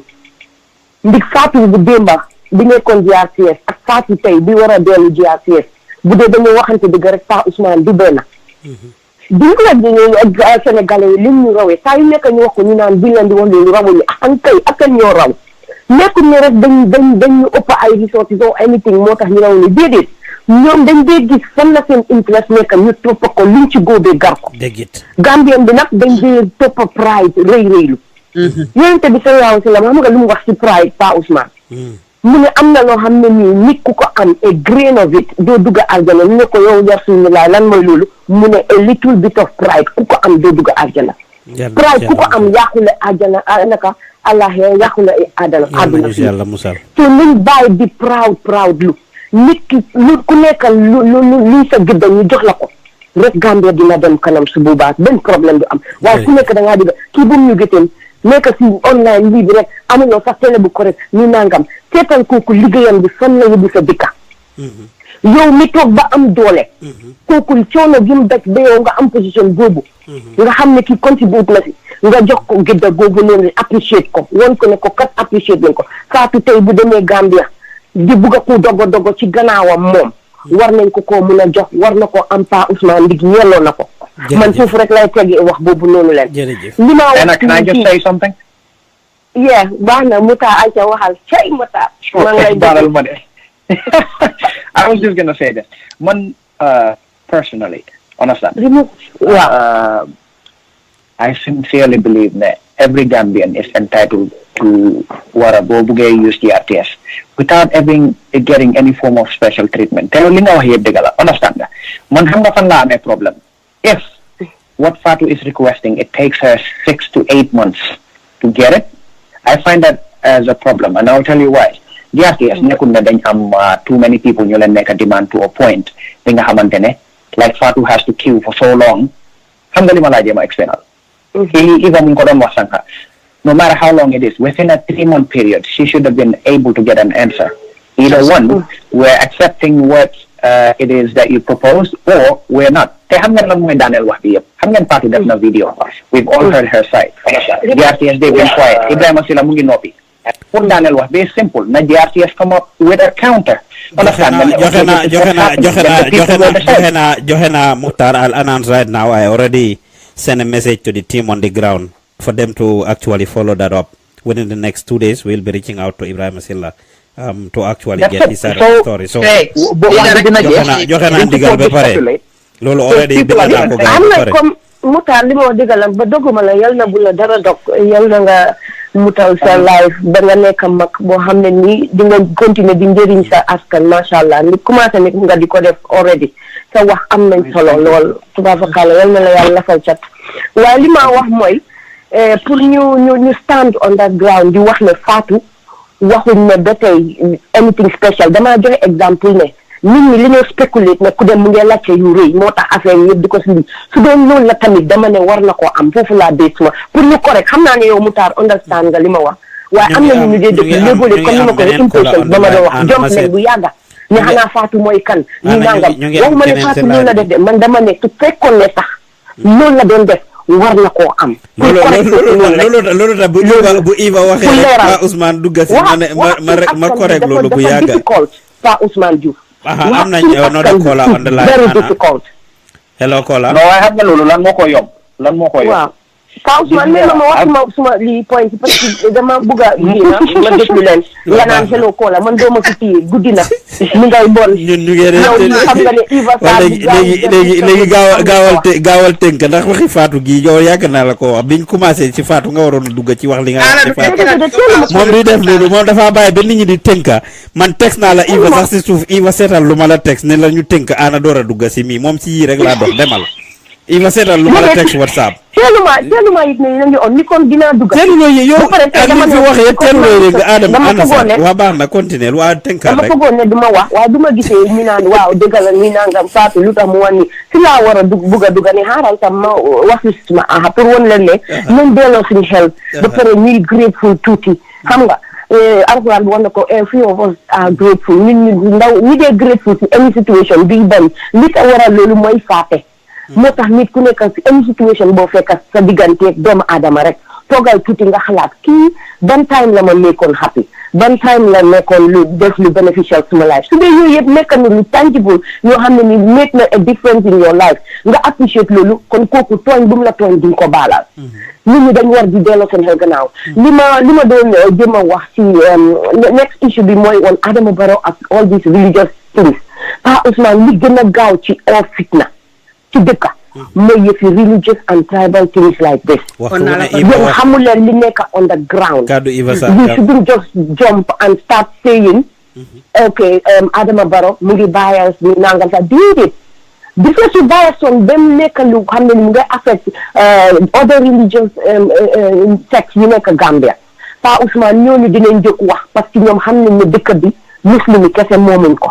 bu doon Islamic State sax ba tey dañ koo habit ak ñun ñoom am nañ seen voice te dangaa gis ne gannaaw ñoom seen kilifa yi génnuñ ñu ne li xam ngeen ne Adama Barrow naka ñuy dugal bishop lu mag lu mel noonu gisu leen ko fa war na la woon ne am na lu rëy lu ko téye Pa Ousmane parce que boo ko xoolee rek man nekku ne dama ko support or anything like this di nga xam ne ku am yar la ba pare ku bugg a jox nit ku nekk giddaam la waaye liggéey bi nekk ci loxoom diis goo xam ne again Gambians yi nañ try patient tuuti ñu bàyyi sawti bawti bi di jóg di yuuxu nga buñ koy continuer di def dara lu baax bi ñu dikkal maara day tàlli nañ di dal tuuti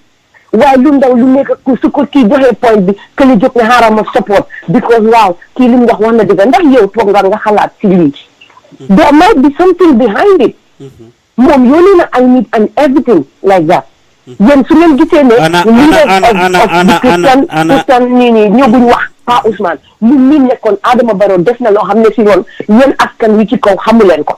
bu defoon loo xam ne nii jaarul yoon xam nga ne leader si Christian leader si church yi nekk a Gambia kenn gënu leen a dégg olof soo déggee Christian yi ñuy wax sa ñoom ñu di dégg olof génnoon nañ wax naam maa ngi laa dégg ñun we have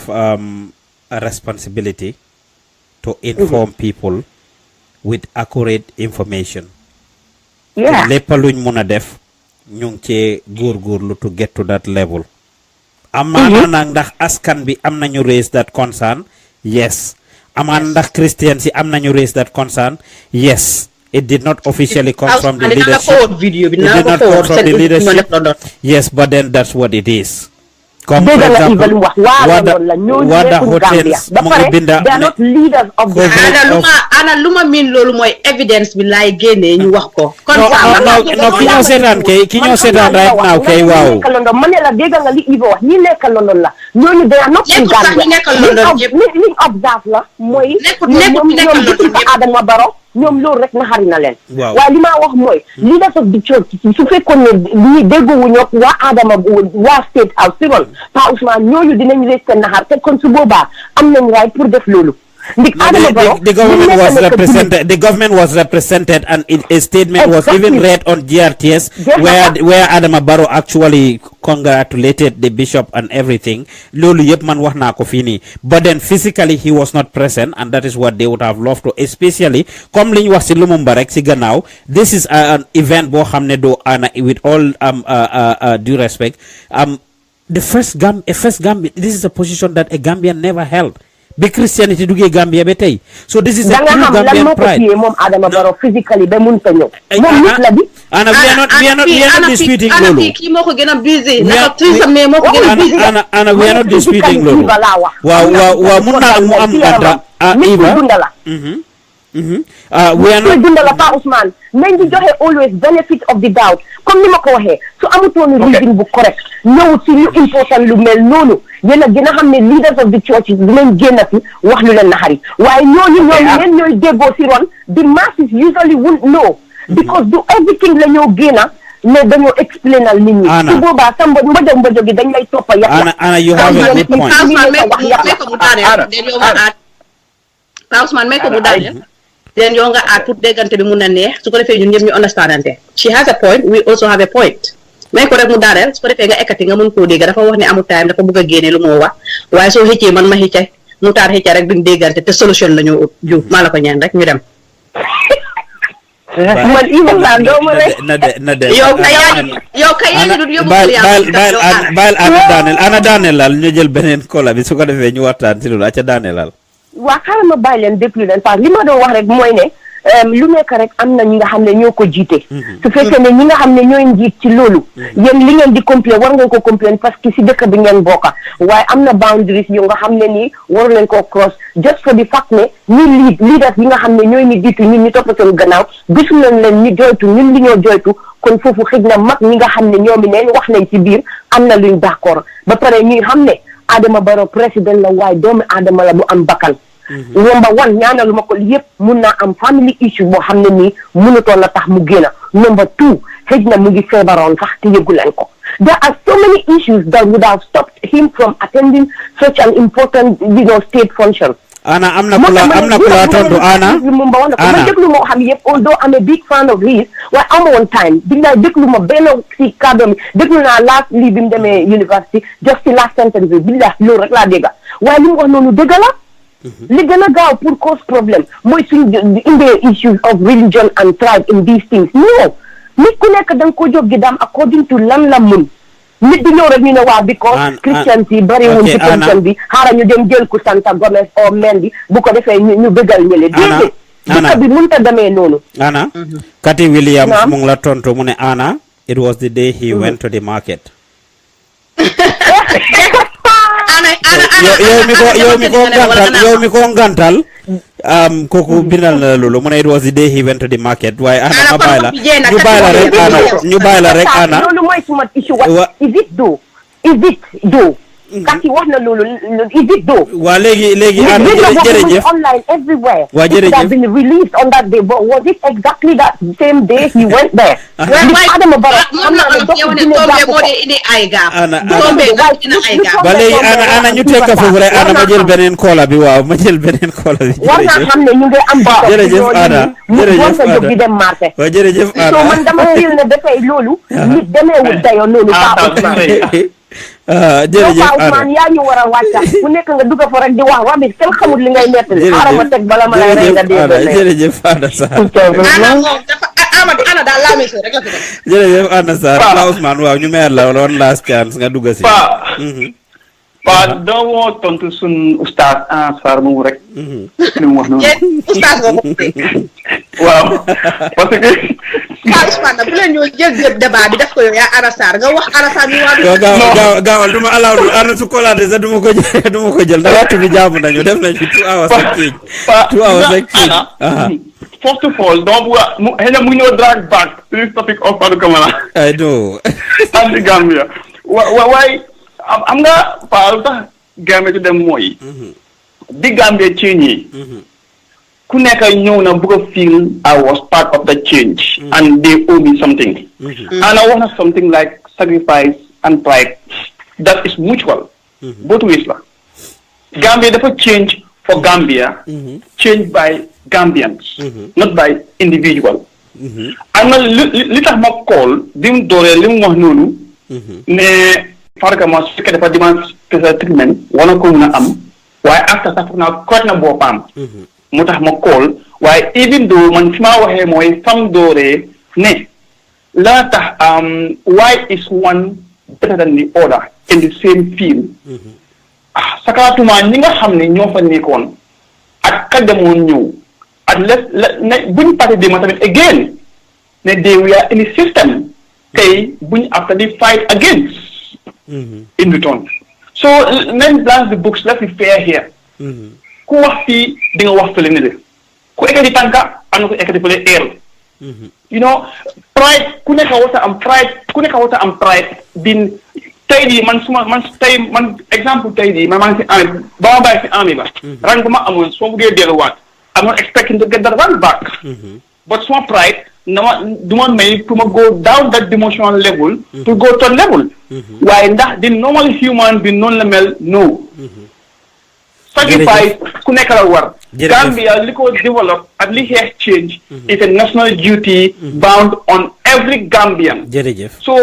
toog fii di wax kii ak lii loolu xëy na Alassane dafa kontaan rek au gumande au mun naa ne état force bi tig rek moo tax mu nalaw tey mu ngi fi di waxtaan yaa ngi tudd jërëjëf Pa Ousmane yow it foofu laa doge yow it thank you very much mu ngi tooñ Anna Sarr waaye kaddu gi dafa am solo Anna Sarr duga na wax point am and everybody is entitled to their point of view and this is what we expect a healthy conversation a healthy debate ku nekk wax fi nga gisee li ma waxoon nag si li Lumumba wax rek people should not be given positions based on reward based on tribe based on religion or anything because su dee sacrifice bi lay tamit moom la ñoo fay nit ñi keroog rek kan laa dégg muy wax loolu am na ku ma dégg si politicien si ñu ngi ko interview muy wax loolu de foog naa baro si boppam ndax Mama Kandeh waaw it's one of the politicians kii wax ne waaw su fekkee ne képp ku sacrifice rek dañ koo jox place waaw Mama Kandeh la waaw képp ku sacrifice rek dañ koo jox place kon dëkk bi du dem di ndax ku nekk mun ngaa claim bi nga sacrifice in your own little right in your own little right ku nekk sacrifice nga somewhere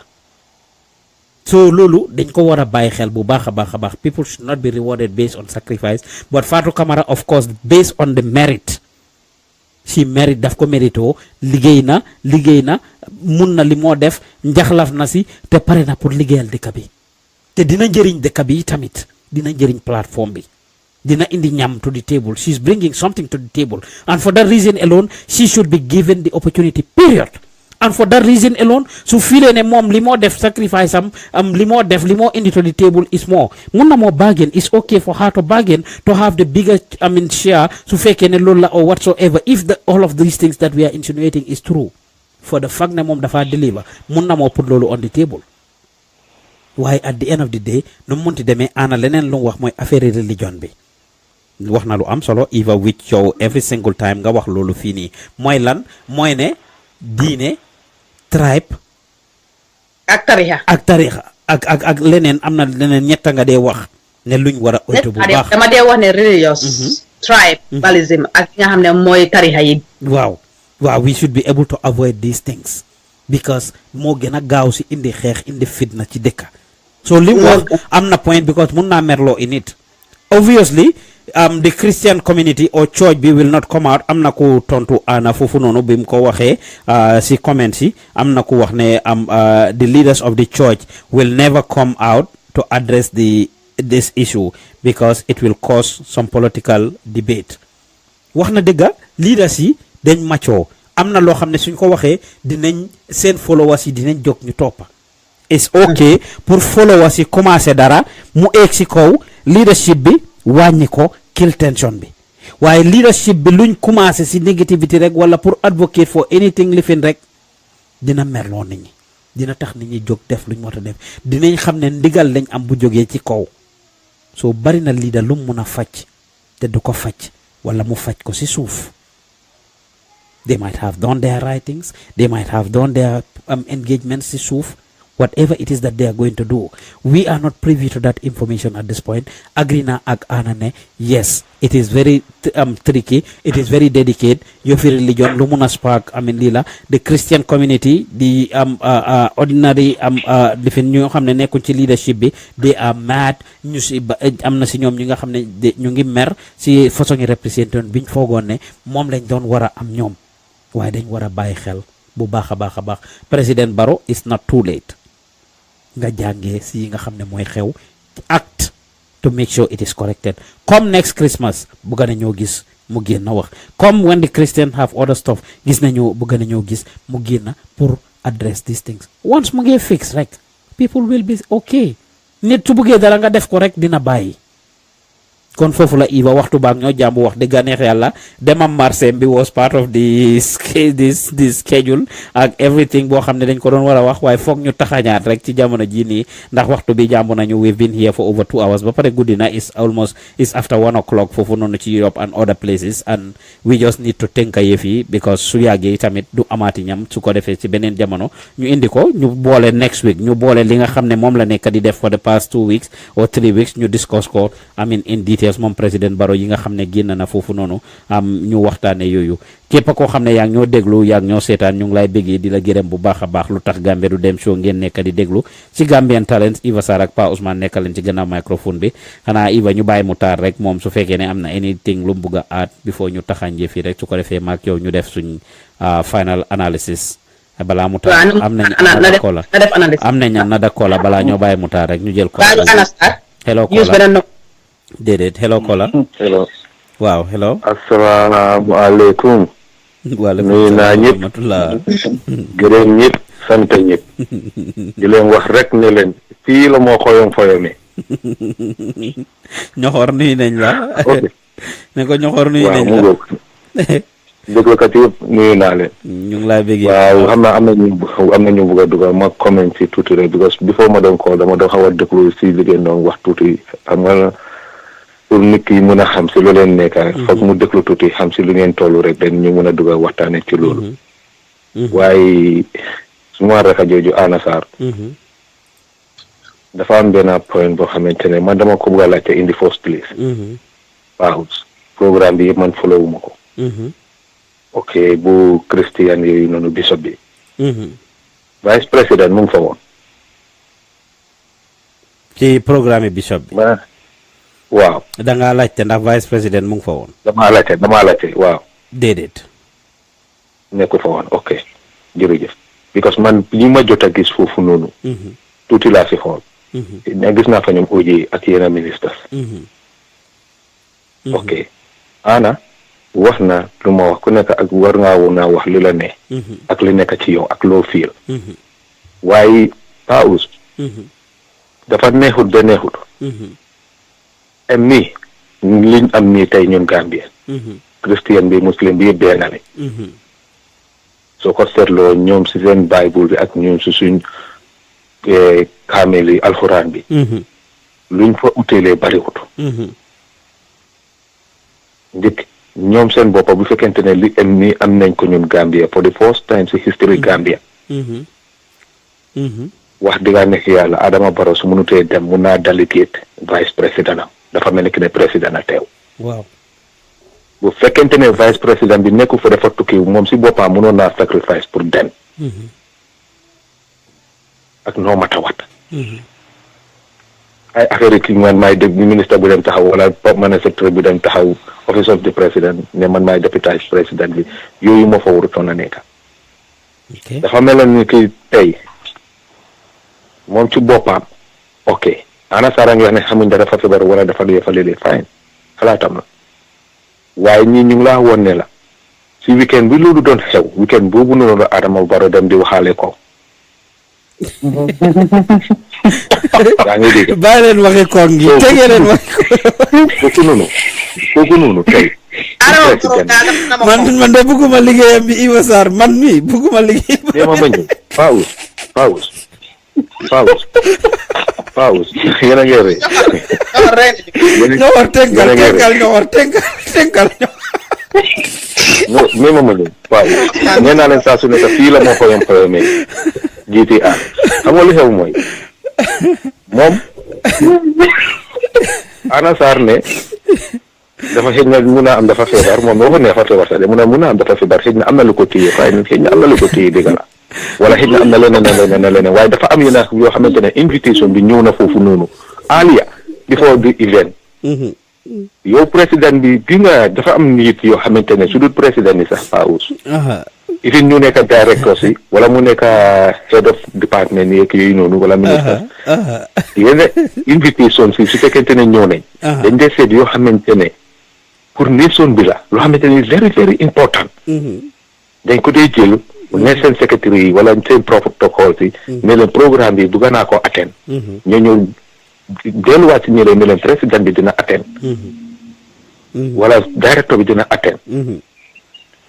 xam nga lu ma mel waroon na faa mun a dem ku mun a dem di waxale ko marché Serekunda jërëjëf ñoxor war ngaa mun a dem ci programme boobu noonu ñoxor jërëjëf wax nga dem foofu noonu at least waaw Albert Master ba tey waaye li xew mooy su demee si programme boobu noonu mu taxaw joxe speech wane kontaanteem moom li mu ngi doog a xew si jamonoom moom moo ko tombé moom moo si lokki mu tombé ko xam nga christian yi ma defam benn affaire boo xamante ne toujours dama ko day wax ba us christian yi ñoom seen boppa duñ génna seen leader si di ñaxtu lii ñoom jamono yaay jaane sax duñ daan génna sax dañ daan am lu leen métti waaye duñ daan génna ñaxtu ñu ngi toppatoo seen soxla ñoom li ñoo def dañ koo def ne pataaral ak tekk ak teey ñu def ko yaa ngi dégg waaye tey fu mu nekk nii suñ ñëwoon tey paus digga la rek ñu ñëpp jullit lañ christian yi suñu ay mbokk lañ tey suñ ñëwoon ñu ngi fal imam bu ees wala imam ratib bu ees dina fa dem waaw loolu lañ foog laa ka seet ana am na a point ne xamuñ lan mooy nganta bi ak génn googu noonu téewoon ko noonu nag waroon na ko mën a téye ba di waxaale ji ko su fekkee defal na ma supa waaw jërëjëf yaa ngi dégg ba pare su ko ma ñëw si beneen point yaa ngi dégg point bi maa ñëw mooy paus dinaa ñëw si ñaari point rek ma desee rek ma wax loolu rek ma teg ma déglu tamit den yéen tam lan ngeen si tontu ak lan la si nit ñi di wax te comme point bi mooy Fatu Camara mi ngeen naa wax noonu tey man foog naa ne this government bii nii toog ni am na lu bari loo xamante ne war nañ ko mën a seetaan because paus buñ fàttee ne government bii nii buñ doon campagne dañ doon taxaw pour wane ne ñoom dañ ñëw pour change képp ko xamante ne am nga loo xamante ne mun ngaa ñëw si faana boobu mun nga si faana boo munta doon foo mu ne ñëwal nga ñëw bokka si liggéey bi Fatu Camara boor boobu noonu qualifié na fa ñëpp xam nañ ne eeloo na ko te moom mun na ko te daf ko daan def te ba tey mu ngi ci kawam yaa ngi dégg tey bu fekkente ne Fatu Camara demaat na Gambia foofu noonu tamit demande yi nga xamante ne moom loolu mooy joobam te position boobu noonu mu ngi fa yaakaar naa ne war nañ ko mun a jox ko ak xeex bi mu xeex yëpp Fatu Camara tey mënoon naa am ak Yaya Jammeh problème jógee foofu noonu daw ñëw toog fi ni mu ne pataaral parce que ñaata nit a ko fi def waaye dafa génnee reveal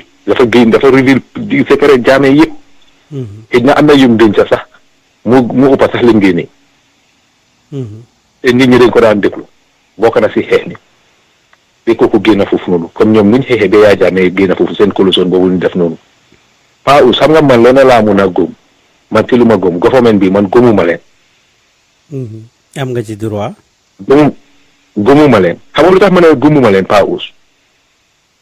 diaspora bi nii government bi boolewuñ nañ ci te duñ leen si musa boole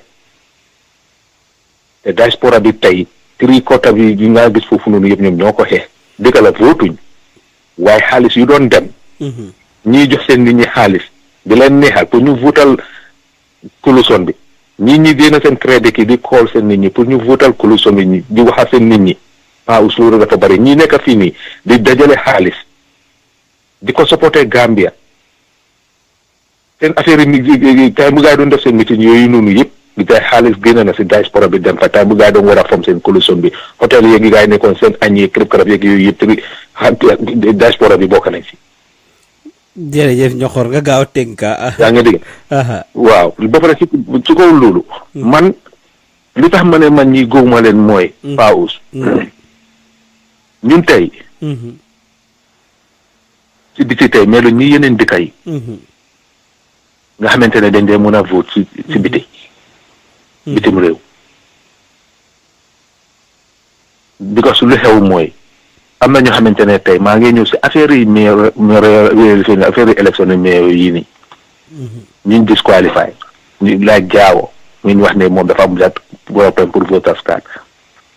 Paus tey xam nga ne bu fekkonte ne Gambia tey Yaya Jammeh ala woon na o Tami Jawara ala woon nañ ñu doon voté si biti tey Ibrahima Jawo ni kon qualifié na du kenn du toog tey amuloo voters card bu ees bi am na si ñoo xamante ne tey ñu ngi nekk bitim réew mënuñu woon a dem Gambia jamono yooyu noonu bu ñëw change registration yooyu voters registration bi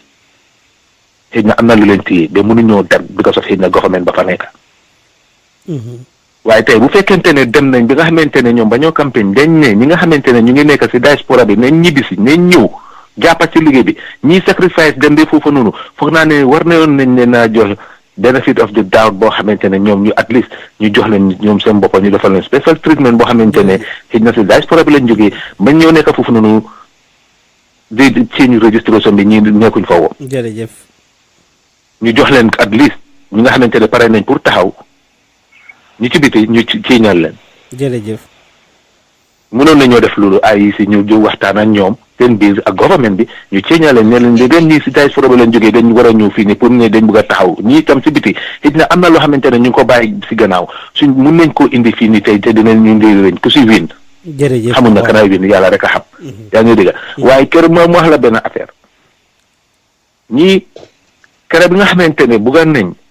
ñeneen ñi nekk ministre du ma tudda tur nag ñeneen ñi nekk ministre te dañ over age ñi nekk vice président te dañ over age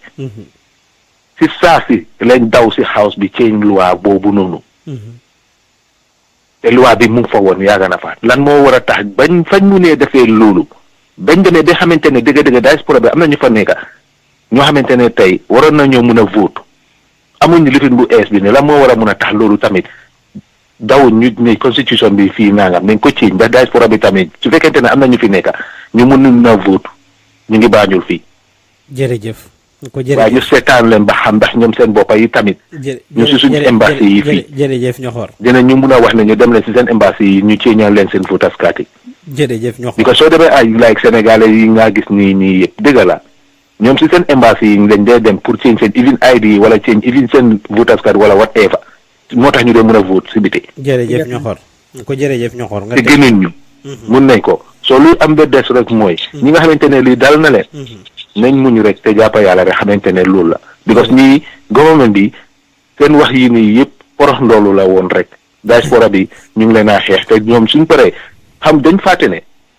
élection dina ñëwaate diaspora baa ngi toog di leen xaar jërëjëf foofu noonu tamit foog naa ne war nañ cee bàyyi xel bu baax jërëjëf ñoxor ñu liggéey ak diaspora bi ak affaire yu demee noonu waaye diaspora bi tri côté yi nga dégg nii yëpp a aus coow li bari na dem nañ Gambia bugg a def naa nga mën nañ joxuñu accès bi jërëjëf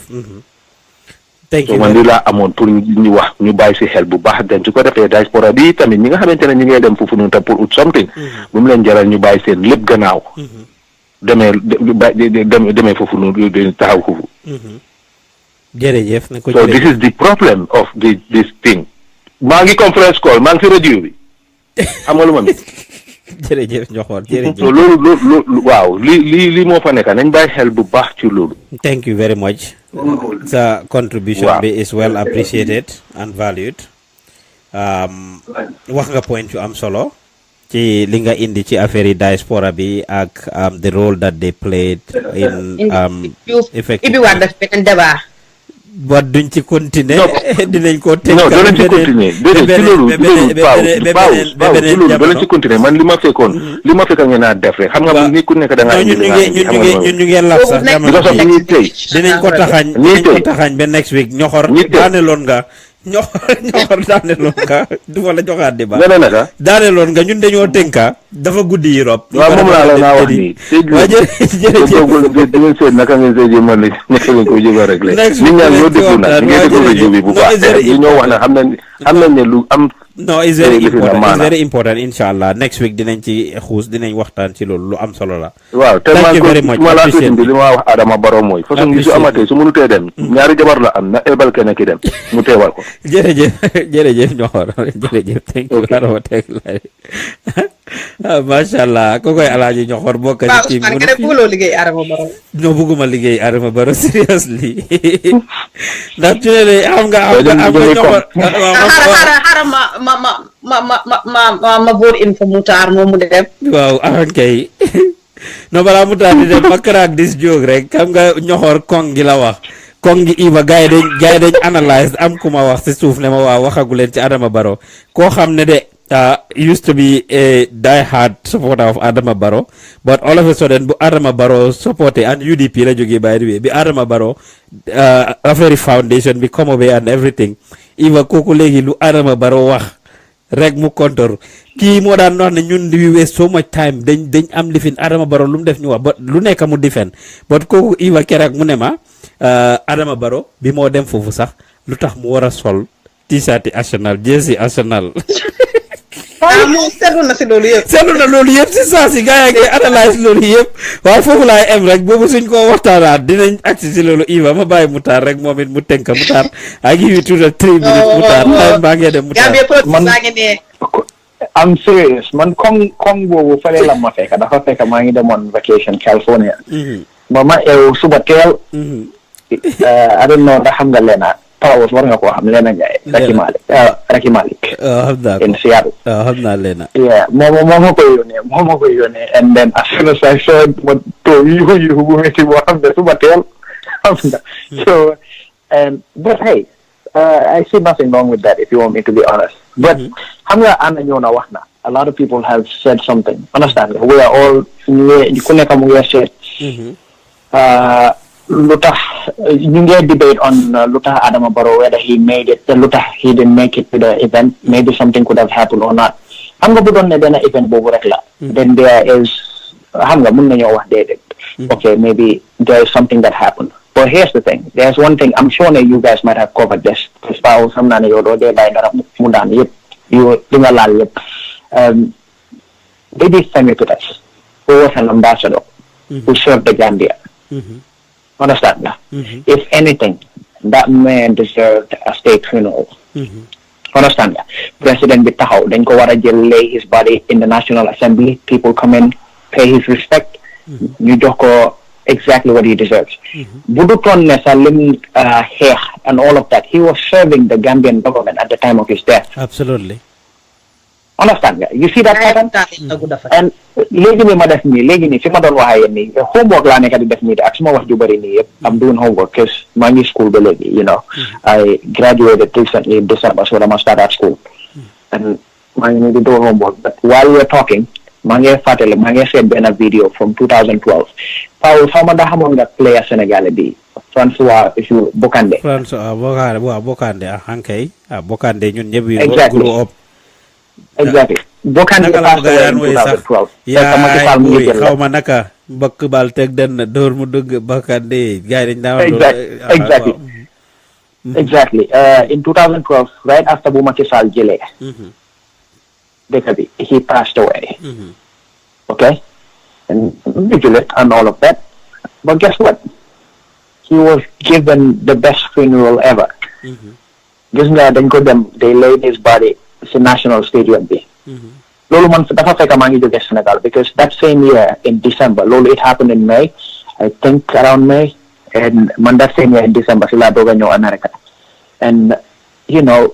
Macky Sall mu ngi ko woon paid this guy respect he could have mënoon naa yónni his prime minister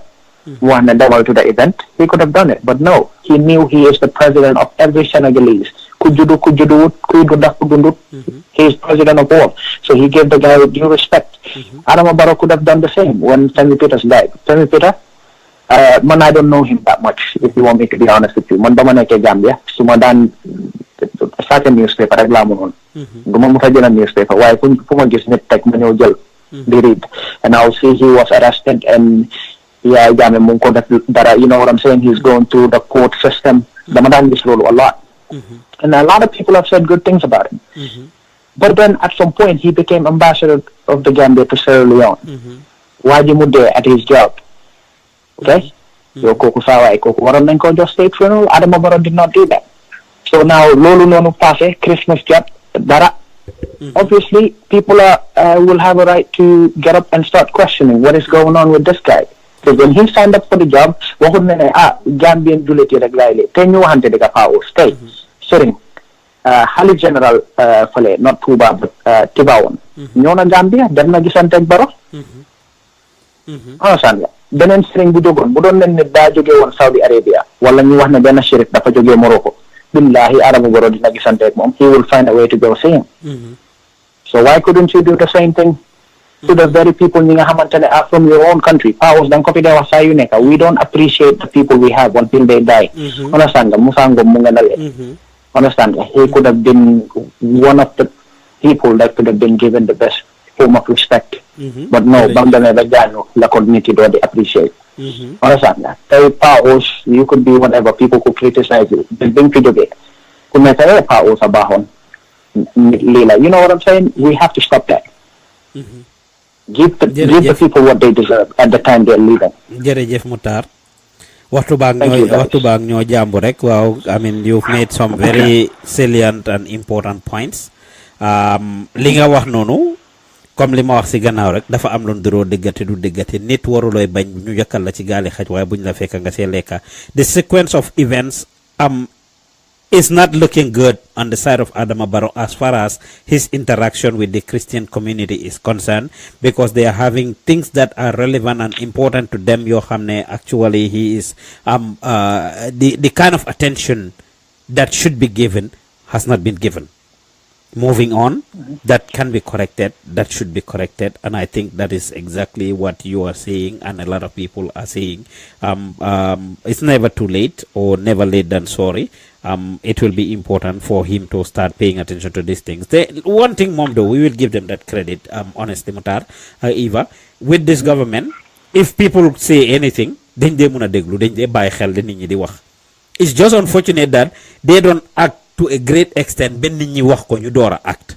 Te lolu dañ ko need pour change. They need to start acting before people speak up. But once people speak up at any single point, they correct the issue. They correct the situation. They take action. And moving on, I am hoping we will see changes. Easter mu ngee ñëw, let's see what happens during the Easter. And then we can do more analysis on that. So Eva, kaddu gangok. Thank you very much, Mutar. Appreciate your participation. Show bi neex na Eva, why we've been on air for 2 hours 30 minutes and time is going. I mean mu ngi guddi fu nekk, definitely we have to be able to think si jamono ji nii rek taxañ càmbar li ci des next week ci biir week bi luñ ci mën a def rek comme lu mel ni Fatu Camara issue bi dinaa yónni GRTS pour ñu dem follow up ak ñoom inshallah. I've already notified them while we are on, xam naa ne guddi na waaye ëllëg dinaa ko follow up ak ñoom. And it is Gambia's independence, bala ma koo fàtte. Yes, February 18 is coming up. In the next few days, follow up. Suñ Papa Everybody Mbay will give us a great history of independence at Yubari. So follow us on Gambian Talents. By tomorrow, we will send you the days. But I'm glad to tell you that everybody for the next 1 week will be frequenting Gambian Talents a lot and will be doing some important programs about independence being only. So we'll be having some independent programs. Also, in the next few days, Valentine's is coming. So we may have a special Valentine's show for you guys. Rek nga xam ne dinañ def ak yéen yu baax a baax. Eva Sarr ma wisagum la happy Valentine's ak happy anniversary in advance. Nga bugg ko nga bañ ko. Happy anniversary. Happy anniversary. Mu ne 14 years la door nii 14. waaye ñu continuer loolu dinaañ ci ñëwaat. aca Iva nga tënka yow it rek nga tënka yow. waaw ma tënka gannaaw waxtu Ameth Diouf waaye ñu ngi gën a rafetlu ki nga xamante ne mooy Mutar dinañ ko boole si panéliste Pa Ousmane loolu dinañ ko may nag ñun ñëpp ñu d'accord ci xelam nàcc na loolu li leen soxla ndaw yi mu nekk plateforme boo xamante ne bu nekk dañ ci gis sa boppa am na loo xamante ne bu ko indee rek ci lu tax Gambie du dem dina am ñam. waaye ñu ñëw ñu ràpp ko lu ñu wax la rek li ñu war a wax bari na te mënuñu koo jeexal waaye ñu tënk rek Anna Sarr wax na lu am solo. Gambie yéen du ñu choose a leader Pa Ousmane ba pare ñun always suñu dee choose a leader daf ñu dee fekk si desperate dañ dee desperate lool daf ñu dee fekk si desperate sit lañ dee toog ñun luñ bëgg rek mooy mu dem ba pare Gambie yéen ñoo dee choose te duñ dee jël on merit Pa Ousmane ba tey ñu ngi ñëwaat ci merit bi nga xamante ne professeur bi wax na ko. Gambia ni ñun ñooy choose based on party ñun ñooy choose xam ne Pa Ous wala Iva Sarr mënut a yóbbu ususu ñu jël ko jox ko réew mënut a yóbbu ususu kay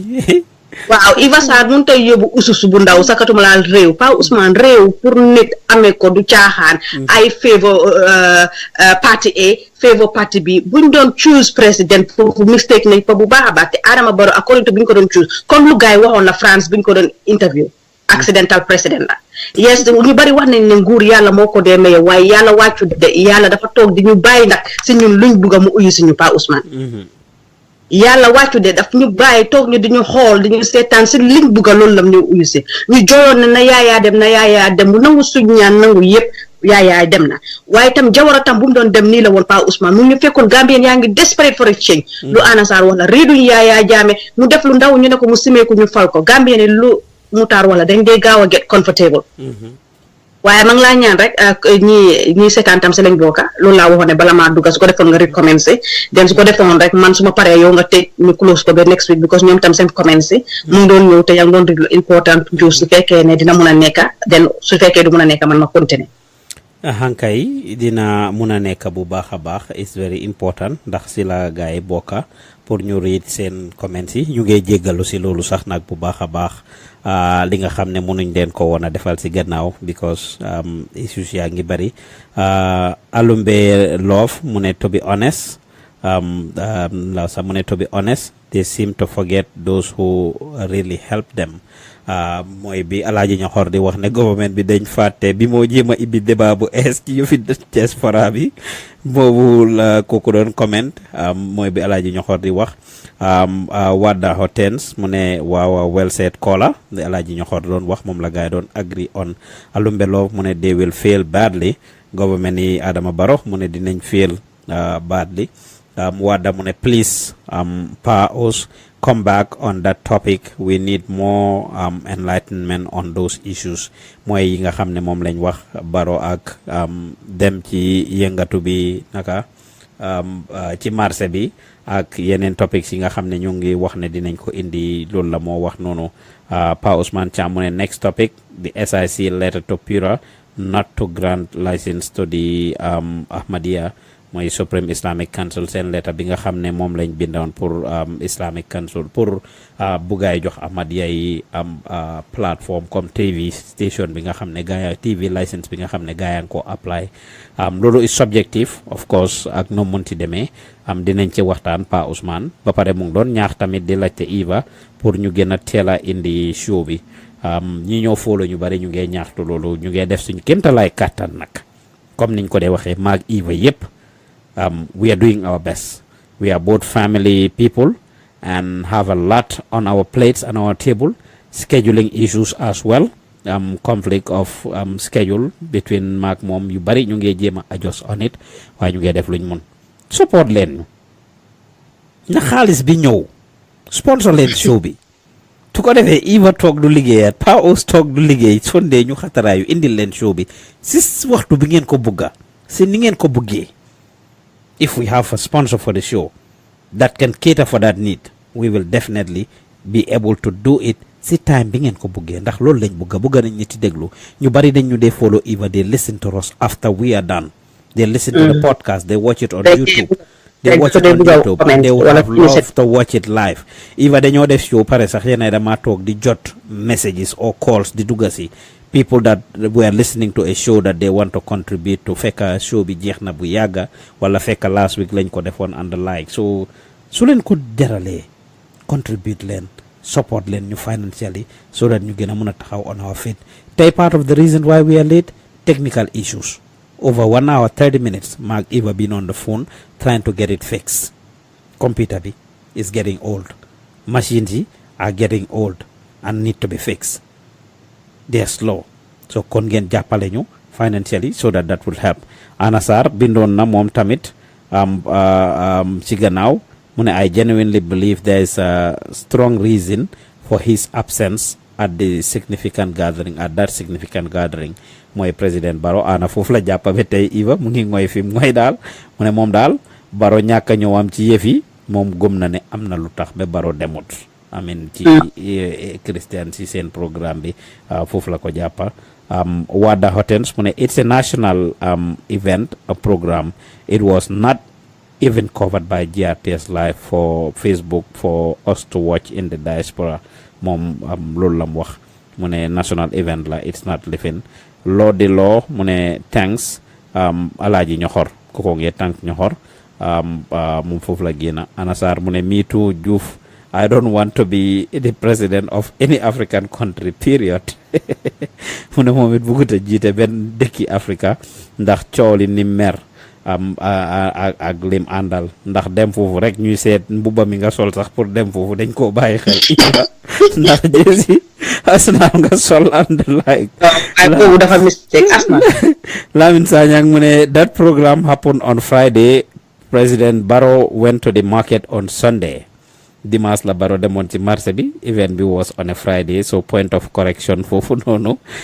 ci ku njëkkoon a wax ne day bi Adama Barrow dem fele ne le it is not the same day, it's a different day. As you can see, people are having diverse opinions and people are actually correcting rectifying each other, which is very important. Anasar mu ne there is hierarchy in life, Paos, deal with it. Mu ne ñu deal with it mu ne it's okay. I have no intention of calling back tonight. Maybe ma wax ne dafa lii so ñooy some of the comments yoo xam ne dugga si nañ Iva Sarr yoo xam ne gars yi ñu ngi koo wax is live su fekkee ne YouTube ngeen ñoo seetaan podcast bi dugga si leen rek on Gambian Talents Facebook page ngeen like ko Gambian Talents Promotion. Su fekkee ne tamit yaa ngi ñoo seetaan on Facebook through your phone or your mobile device or computer di ñu mun a seetaan live on YouTube through the Gambian Talents page. Subscribe to our YouTube channel. Even if you don't contribute financially, that's one way you will be able to abreast yourself with what is going on. Kon Iva Sarr, ñu tenka rek ñu tagato since we are getting close to 3 hours. So that at 3 hours on the dot, ñu code defi. I'm solo regarding funding. Mutar is a student. The struggle, recite, definitely is time consuming. Gambians, Mutar one of our difference between Senegal and us. Always they get a point because ñom dañu jégué line rek mo do suñu digënté loolu doko mëna oyé border sax line rek lañ tek ci digami so bala ñoo dem jéggani Guinée dem jéggani Nigeria Senegal ñoo ñu gëna jégué té ñun ñoo bokk yu bari lu ñoo def laka bi benal la culture bi benal la ñu ngi yëngatu so té garab la sotu du la may kété wax digëna yalla sut nañu motax sa su nek rek man say ma waxé dama bëgg jël référence pour kéro gogu nga xamné am nañ ko ñu man ñi ci mëna ir fondé bi nga wax ne Pa Ousmane mun na leen ko indil yow yaa ngi da nga am soxla man am soxla and then dama change my shift this minute Diouf mun na ko start 6 but it's a teamwork awma ci benn problème duma bàyyi suma liggéey bi ne dama bëgg a ñëw toog Gambia Talent 6 no pour def ko because I have bills to pay I have other stuff to pay dina am ñoo xam ne ñu ngi laa ciip sax ñu wate ne de wax ju rëy rek la moo wax non suñu amutee dara sax waaye compliment sax duñ ko séddee am ante this minute I am not going that route anymore ci loolu noonu suñu amut fay am compliment dina neex lool at this minute is coming to 2 a.m. I have an early start tomorrow very very early start sacrifice na everything ma ñëw toog moo tax mënu leen a gis ma kanam bi because of soona bu ma soona xëy na maa ngi jinkoo sax di génn di jóg yëpp pour bugg a wax la lii laa bugga kenn forcé wu ma si nag this is what I love doing but soo leen xamee sacrifice bi ngay def the time I spend on YouTube the time I spend to just get information pour ñu war a mun a def yi vidéo yi ma seetaan yi ma nit ñi di seen my follow up Pa Ousmane tam di yónni ay nit ñami pour ngir yàlla ak yorente bi solo ñu mënta jox dara sax waaye appreciate la ñu Pa Ousmane ba tey si loolu nga wax appreciate seen boobu noonu tax na ba Valentine bi bëggoon nañoo dem seeti indil leen programme man fii si Europe bi def ko tamambalo comme ni ko Ramatulaay di defee mu saakuleet ñu dem America jaalo ji itam dina mun a def tamambalo wala Pa Ousmane wala whoever waaye funding bi is becoming an issue mënuma koo def Mother's Day special bëgg nañ koo def fii England ñu celebrate ko réew mu nekk ñu indi leen ko ba mënuñ koo def I cannot give my time I cannot give my voice ba pare ma bëgg a jël suma xaalis tam ma dem di ko ci def loolu tamit wax dëgg ne yàlla waxtaan wax dëgg dina ci neex suñu borom Diouf waaye fu ñu emoon rek kon ñu continuer ngeen xam ne ñu ngi struggle yàgg nañu yuuxu ndimbal Diouf waxuñ ne ndimbal ñëwut de waaye ndimbal yu ñëw wax dëgg ne yàlla Pa Ousmane lu wala ñu ngi toog depuis 10 waaw depuis 9:30 ñu ngi teg the other time tamit it was computer issue so this time around technical issue kon nag ngeen jàppale ñu ci yéen ñi nga xam ne yor ngeen ko wax dëgg ne yàlla ngeen génne rek du leen wàññi waaye ñun dinañu yokk bu bare bare bare we tënk gannaaw amul time su fekkee ne mënuma wrap up sax mën nañ koo bàyyi ba next week inshallah bu fekkee waxtu may nañ ko waaye every week dafa am lu dee ñëw ak lu dee dem Anna Sarr comme li ma war a choosing a leader ku mënta yore compagnie mënta yore réew Pa Ousmane wax nag waaye déggin bi la laaj te xam naa ne ëllëg ñu koo dégga dinañ ne waxati na waxam ju rëy ji fekk du loolu gis nga suñ demee suñ desperate rek nañ leen dee àndañu tey Anna Sarr ànd naa moom foofu 100% Gambien bi teyut su ñëwee pour ñu choose njiit sax teyuñ duñ dee choose leader on merit comme le profession bi wax ñun dañ dee choose leader on naka lañ ko political representative dañ ko dee choose on mbooloo bi dañ ko dee choose on gannaawam ndax baax na ndax dëgër na ndax lii loolu lañ dee choose leader waaye duñ dee choose leader pour ñun suñ naxaar ak suñ problème mu génn ñun loolu mooy suñ problème te it's high time ñu door di fix lii léegi yaa ngi ko wax Pa Ousmane April is coming ñan lañ nekk di choose so far am na ñoo xam ne rolaatal lu ñu any agenda boo xam ne am nañ ko pour seen mayoral citizen mënuñ naa wax anything loo xam ne suñ toogee dañ koo def still ñi ngi am ñu nekk seen gannaaw di leen toppa di leen nef su votal leen kii life yaa ngi dem in an seen right la comme ni ko dee waxee fu right ni dooree foofu la right keneen starté waaw seen right la nag waaye tamit ñun ñi nga xam ne ñun ñooy choose leader is high time ñu jël woot si Donald Trump yooyu jëlaat professeur bi wax yi mu wax nu mu ko waxee Pa Ousmane kii dama bëgg a message sami nga ko dee indi every week or every day soo ko munee because am na ñu see jàngee te wax yu ku ko déglu billaay njëriñ nga say jëlee ku ko déglu njëriñ bu baax nga see jëlee nga déglu kii wax bu baax duñu am time pour ñu ridaat ko waaye nu mu ko ibee rek you know create of human civilization Africa is the creator of human civilization xoolal lu rek we should be proud of ourselves foofu rek laay am duñ ci ñu bàyyi xel si nuñ dee choose leader nañ ci bàyyi xel bu baax a baax naka lañ dee choose leader loolu mu ñoo gëtten Jawara dem na ñu ne Yaya Jammeh ñu choose the wrong leader fu mu nekk Adama Barrow we have choose another wrong leader Adama Barrow is a wrong leader lu ma ci góob nag si ay saaga ma jël ko Adama Barrow is not nekkul dañu liit liñ ko buggee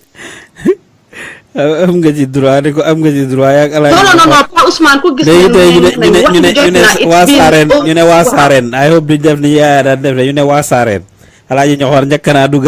no it has nothing to do bu ko indee noonu sax because nit ñi comme li nga wax sax ixra yi sori wuñ Alaaji Ñoxor and me we are totally different wax naa la Alaaji mu Ñoxor belong to a party man belonguma woon to that party so we have diverse view moom he's Alaaji Ñoxor am Eva waaye li nit ñi di jooy la Pa Ousmane depuis kañ buñ fi toogee luñ nekk di wax security concern moom responsam ak tey Ami Bojang si soxo sax tey mënoon nañoo am lii ni kon tey debate bi dafaa jeex indi koon tey ñi nga xamante ne maanaam mooy christian yi nga xam ne nit ñi ñu ngi ko debate Ami Bojang mënoon nañoo indil answer but ñu ngi lock seen doors for what reason and this was not what they promised the people ba pare Pa Ousmane lu ma gën a naxari Adama Barrow was there feel na pain bi xam na lan la askan bi di dunda waaye at the end of the day ñoom ñoo dee ñëw mu gën a métti si baadoola yi Yaya Jammeh was there mu ne moom baadoola la woon gis na school fees lu moo mel mu ñëw mu gën a métti ci baadoola yi Adama Barrow moom tamit mu dundoon ko mu newoon si west bi mu demoon mu xam migration naka la métti mu xam bi naan immigrant lu métti mu dundal ko mu dem ba give up mu ñibbi yàlla jàppale ko nekkoon nag si gëm bi nga gëm nga ñibbi di nga nekk dara sa réew dunda na pain bi feel na ko fiiloon na ne suma wages dafa daa nekk hand to mouth dundoon na ko nekkul ne dafa nekk Donald Trump mu nekk too many zeros in his account no he wasn't like that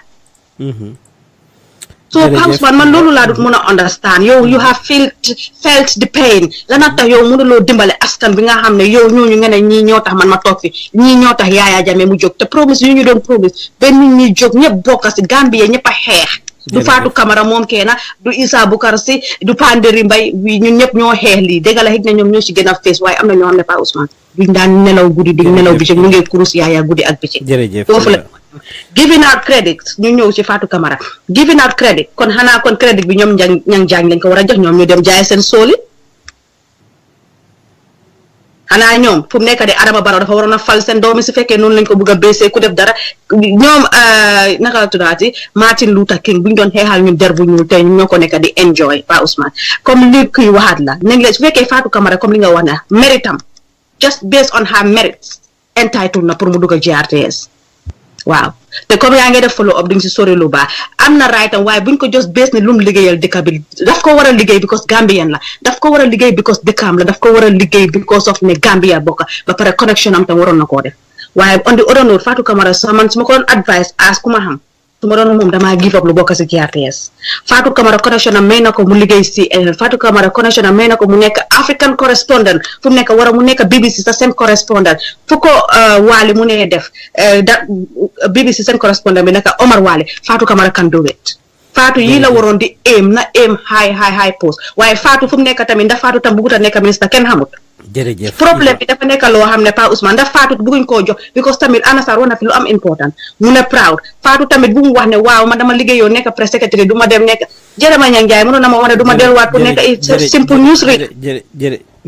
proud nañ ko génnee si suñ boppa su fekkee you can just te li ñu wax la Pa Ousmane yow doo fa jógee nga dem nga nekk exil ku nekk xam na jaar-jaari Fatu bi nga fa ñëw dañoo give room for improvement waaye nag li ñoo ñaax mooy Fatu dañ ko njëkk a jay giving her that Mandela title Mandela la ñu jay ko Fatu Gambien yi dañ ko jay te Gambien yi they are good at jaying people Fatu loolu dugg na si boppam bi jay boobu dugg na si boppam bi wàcc na si biir deret tamit ak si biir veine tamit waaye nag moom Fatu tamit waroon na moo gën a defaraat boppam te Fatu fu mu nekk ne nag tam government bi na gaay bàyyi xel ne Fatu buñ xamoon démba du Fatu boobu tey because Fatu moo ko waxal boppam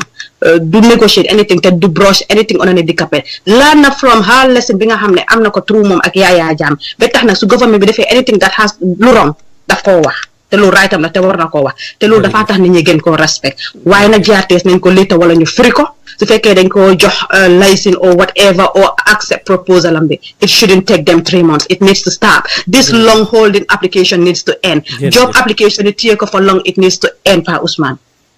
waaw ñu move on from there ñu ñëw tamit ci li nga xam ne wax nañ ko Christian yi seen leader yi duñ wax Pa Ousmane Adama Barrow dem na Touba xanaa boobu feebaru lu tax yónnee wut vice président bi dégg la Biden amuñ vice président lu tax yónnee du minister of religion pour mu dem Touba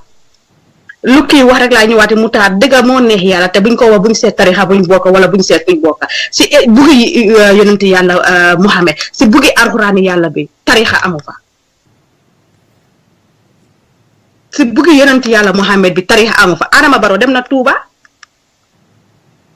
Adama Barrow jógee na fa Mutaar wax na ko dem na Tiwaawoon lanaa tax Adama Barrow su feebaroon sax ba tey nit ñi waroon nañoo xam his life comme noo ko dee waxee Pa Ousmane suñu célébrité yi seen life nekkaatul seen life is export war nañoo mën a xam ne di président de dafa am ganta moo tax ñëwul waaye yow di nag kii Pa Ousmane loo dee wax la communication dafa tax nit ñi ñu understand la but when you block that communication when you put a barrier there o nga def ko mu métti obstacle yow sa doom yi dañoo get confused sa doom yi dëkk yi dañoo get confused jërëjëf people will get confused and once people are confused dañoo door di question di Christian ñun ñëpp xam nañ ne Christian yi dañ leen yar te mu neewuñ wax xool ko si internet bi ñiy cappi ratatati ñu bari ndax Christian yi dañ si bokk ndax dañ leen si gis sax it has nothing to do with I am a Muslim waaye tamit nañ jox gaay seen raay jox leen seen àll Pa Ousmane su weeru koor jotee Christian yi dañu dee jox su gidde ba mu jeex Christian yi su ñoo oor ñu Gambien yi dañ leen dee fàtte te du yoon jërëjëf te du yoon du dëgga ñii dem décembre yi xanaa kon feek la ñoo dem because décembre ñun moomuñ ko su dëgga neexee yàlla ñun Tabaski ak Korité lañ moom su dëgga neexee yàlla ñun Tabaski ak Korité kon xanaa ñun dañ dem pour waaye Christmas bi ñoom ñoo ko moom te ñun naa ñoom ñoo koy enjoy ba mu jeex kon suñu amee lu mel ni ki Bishop Pa Ousmane su Adama Barrow mënut a dem na yónnee vice président su vice président lu tax sax ba tax vice président mënut a dem su feebaree sax nañ ko jox garab gisoon nañ fi kii naka la tuddaati Hillary mu feebaroon mu jóg fa ñu jox ko ay garab mu ewu dem toppatooy soxna jërëjëf Iva nga tënka waaw ñu jox ko garab mu dem toppatoo solo ba pare li ma gën a naxari ñun mi nekk si west bi ñu ngi gis ñi ñu ngee dem forward ñu ngee dem faa pour seen dëkka ñun suñ leader si suñ defee ñu leen a jox excuse this excuse nag dafa tax Gambia du dem it's high time Adama Barrow presso bi dina bugg di ko toppa bi ko his leader moom moo choose pour rule Gambia moo xam fu leader munti nekk danga dee am this presso comme Ibrahima Cissé nu moo amee this pressure on GRTS Adama Barrow should have expected this pressure ba pare is democracy here ana nag point of view am la wax respectal nañ ko wax nañ ko waaye tam Adama Barrow nag gën a gëstu Christian yi Mouta wax na ko ki nga xam ne mooy Femi Peters te ñoom tamit ñi ñaa ngee bàyyi xel it's not even the Christian nit ñi sax ñoo nekk di bàyyi xel Pa Ousmane te nag am na yoo xamante ni rek Pa Ousmane comme ni ko dee waxee la ku ñoo jiiñ duma ku nekk buñ la fekkee ngay socio élire next move na ci bu liggéey te Adama Barrow wax nga lu am solo gannaaw daf dee déglu because déglu bu mu déglu noonu ñu ne Issa bu ko resté moo ko sojee saloon moo sojee son si benn si vidéo bi pour mu wàcce dugga si marché yi seet nit ñi lu ñëw dunda te def na ko jërëjëf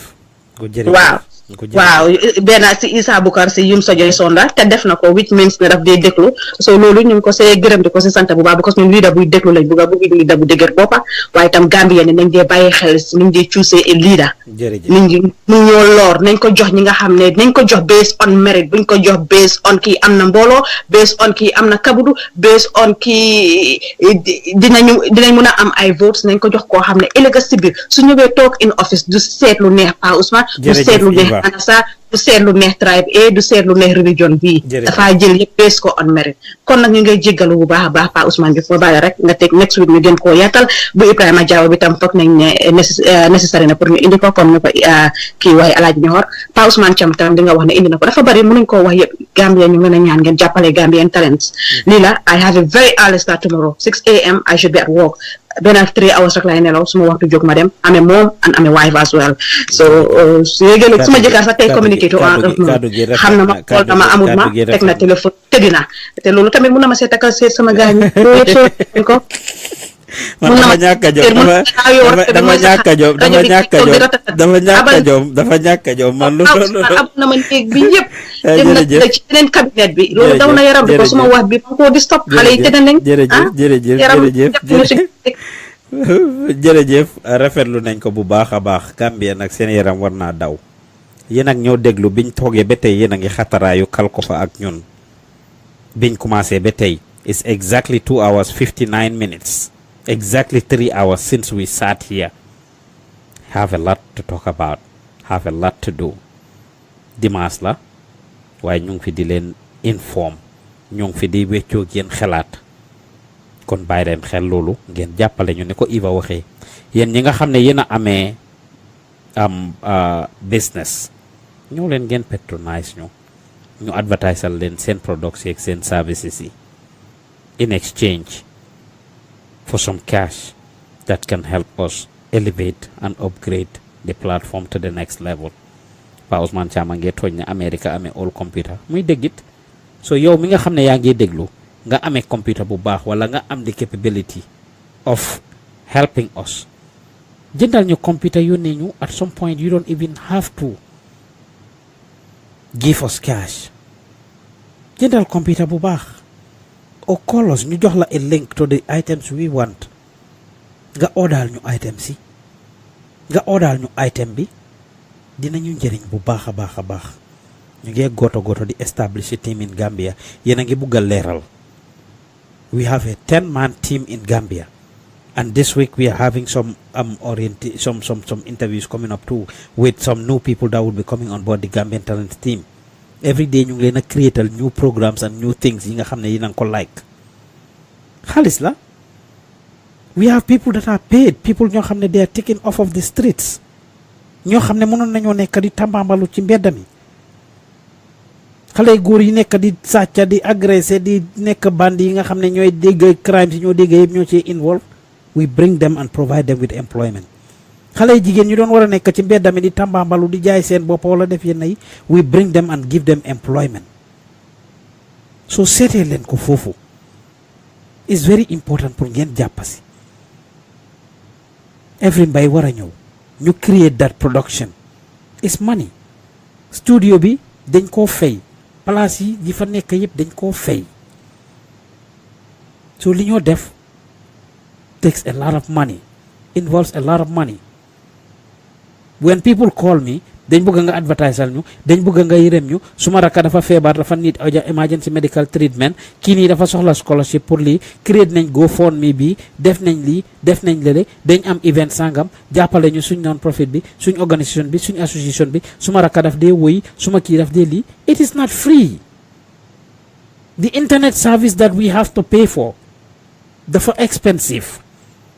programme bi ñoo def nii ba ngeen gis ko the application that we use is something we pay for su ma leen doon limal everything we do the bills that we have to pay for every month is a lot so if you leave everything that you are doing to listen to us we are informing and educating you definitely and you want to get accurate information for that matter because mooy tax ñu ñoo joobe journaliste yi duñ dee def seen liggéey duñ dee gestu pour gestu boobu it involves money it takes resources pour war a dem ba GRTS miti Ibrahima Silla gars yi amuñ moto si ground bi dañoo jël town trip jël seen bagage yëpp eb si lights yi eb si tripod yi eb si all the things that they need dem jënda crédit loolu yëpp xaalis moo koo def ñi koo liggéey dañ leen a war a fay yàlla def na nag team bi nekk ci diaspora bi have not been asking for anything waaye comme niñ ko waxee su ngeen gisee programme bi di late maak Eva munuñ koo teel a def yu nu mel la because Eva dafa am ite boppam ma am suma ite boppa either family personal or other businesses that we have to run and accommodate this at our free time yeah man dama am event bu ma demoon guddi gi yëpp fa laa nekka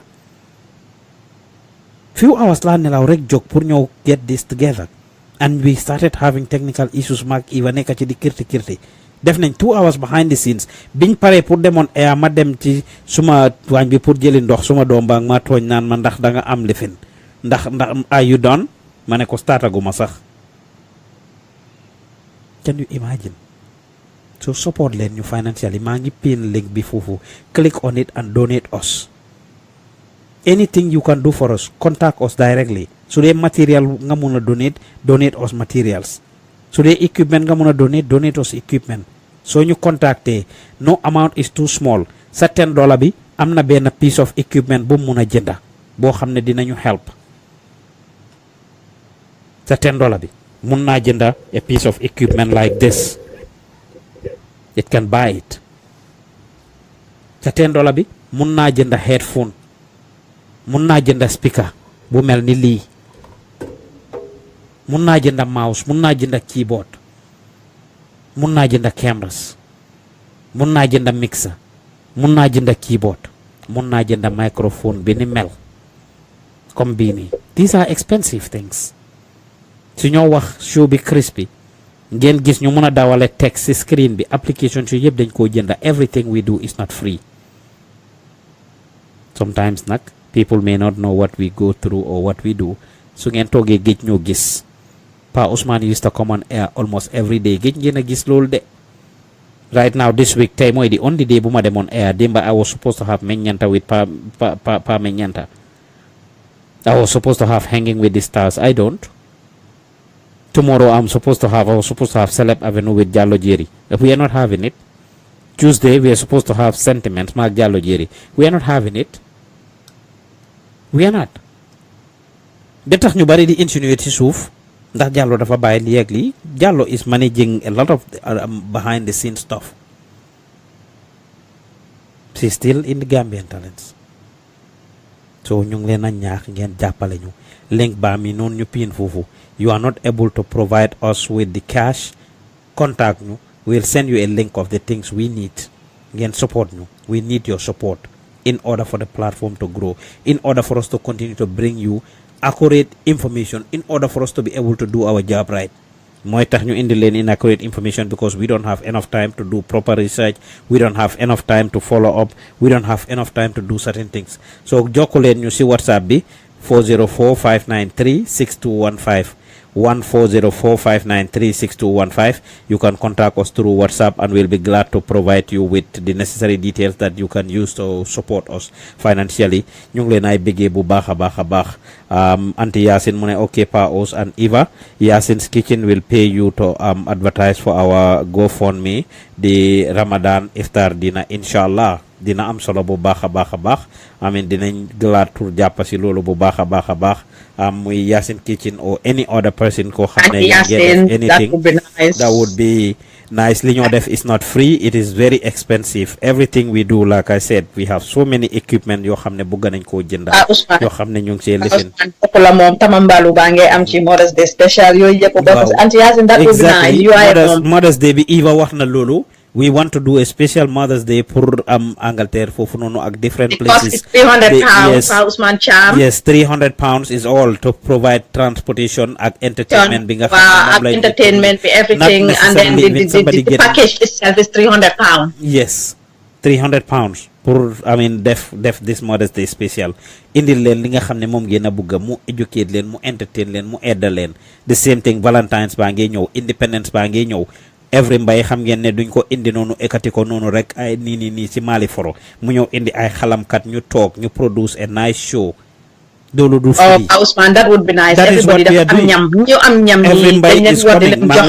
Every mbay is coming. We have some kids ay xale yoo xam ne ñu ngi start the Youth Bantaba show on the 23rd of this month. We are starting a Youth Bantaba show. Ñaari xale yu jigéen ñoo ko def is starting up. Every mbay is starting a show on the starting this coming Monday. ñu ngi am si xibaar Wolof News every Monday ak Thursday. We are having it starting this coming Monday by Ibrahim Gueye. ñu ngi ko am si. So yiñ am ci programs are a lot. We have a lineup of things we want to do. Why alel moko indi. Since the Gambian businesses are not supporting and patronizing us, we rely on you, the individuals that are listening and following us. Pour yen gen support ñu. Pour yen gen support ñu. Dolo dina am solo. Contact len ñu si suuf, contact len ma, and we will be glad to actually provide you with all of that. 3 hours lañ talk fi mag Eva Sarr is not 3 days. Kon ñu ngi leen a bëggee yéen ak ñoo follow, yéen ak ñoo toppa, xam nañ ne yéen ak ñoo toppa, xam nañ ne yéen ak ñoo follow every single time. Whether seetaan ngeen ñu live or seetaan ngeen behind the scenes, whether click ngeen video bi or click leen ko, whether xaar ngeen bañ pare ngeen door a toog, ñenn ñi loolu la ñoo def xaar bañ pare ñu door a toog pour seetaan ko just because bëggu ñu gis leen si ñi nga xam ne ñu ñoo seetaan live, xam nañ ne yéen ak ñoo déglu, xam nañ ne yéen ak ñoo seetaan through YouTube, but like our page, share our video is one way you can support us. Su dul dara sax di nga mën a jàngale. Kon ñu ngi leen a bëggee di leen gërëm di leen santa. This show was a very nice one. Jërëjëf Anna Sarr, jërëjëf Alaaji Ñoxor, jërëjëf Pa Ousmane Thiam, jërëjëf Moutar ak képp koo xam ne yaa ngi doon comment si vidéo bi, képp koo xam ne call nga into the show pour participate, yéen tamit ñu ngi leen ay bëggee bu baax a baax a baax. Jërëjëf Iva Sarr, macha allah, analysis yi am na solo, tegee na bu baax a baax a baax ala daw mena. Ñu ngi leen ay bëggee di leen wax ne ngeen toppañu si Gambian Talents like I promise you. Dinañ jokko Ibrahima Silla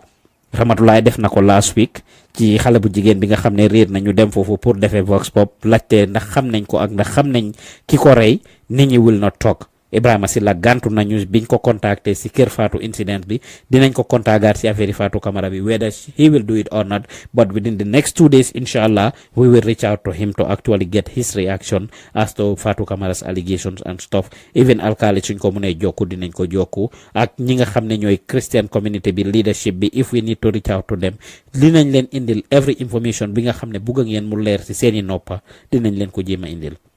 Kon ñu ngi leen a bëggee di leen gërëm di leen santa until we come your way next week. Ba beneen jamono, jërë ngeen jëf. Bye bye, jërë ngeen jëf. Thank you very much.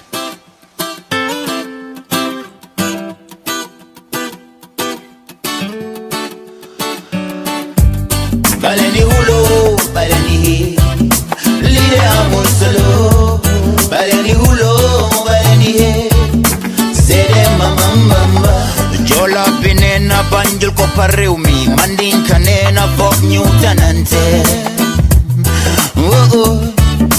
Mane koli moilan, wolof bijayla mola ginananda, polfuta nela hakunde ngala, manja konela romarare barrera, barrituri moiran. Baleni hulo, baleni lide amul solo. Baleni hulo, baleni sede mamamba. Baleni hulo, baleni lide amul solo. Baleni hulo, baleni sede ma imamba. Kanara nenda soput ganarga, dobit manena tayrek samamfatu. Mane koli moilan, loxo du jitu paka ci bir mbar, kilifa doj la kepa ku ko dal bakar. Mane koli moilan, ñaarel bi neena moy xolu jëkkër ga, awo bi neena moy buur ca kër ga.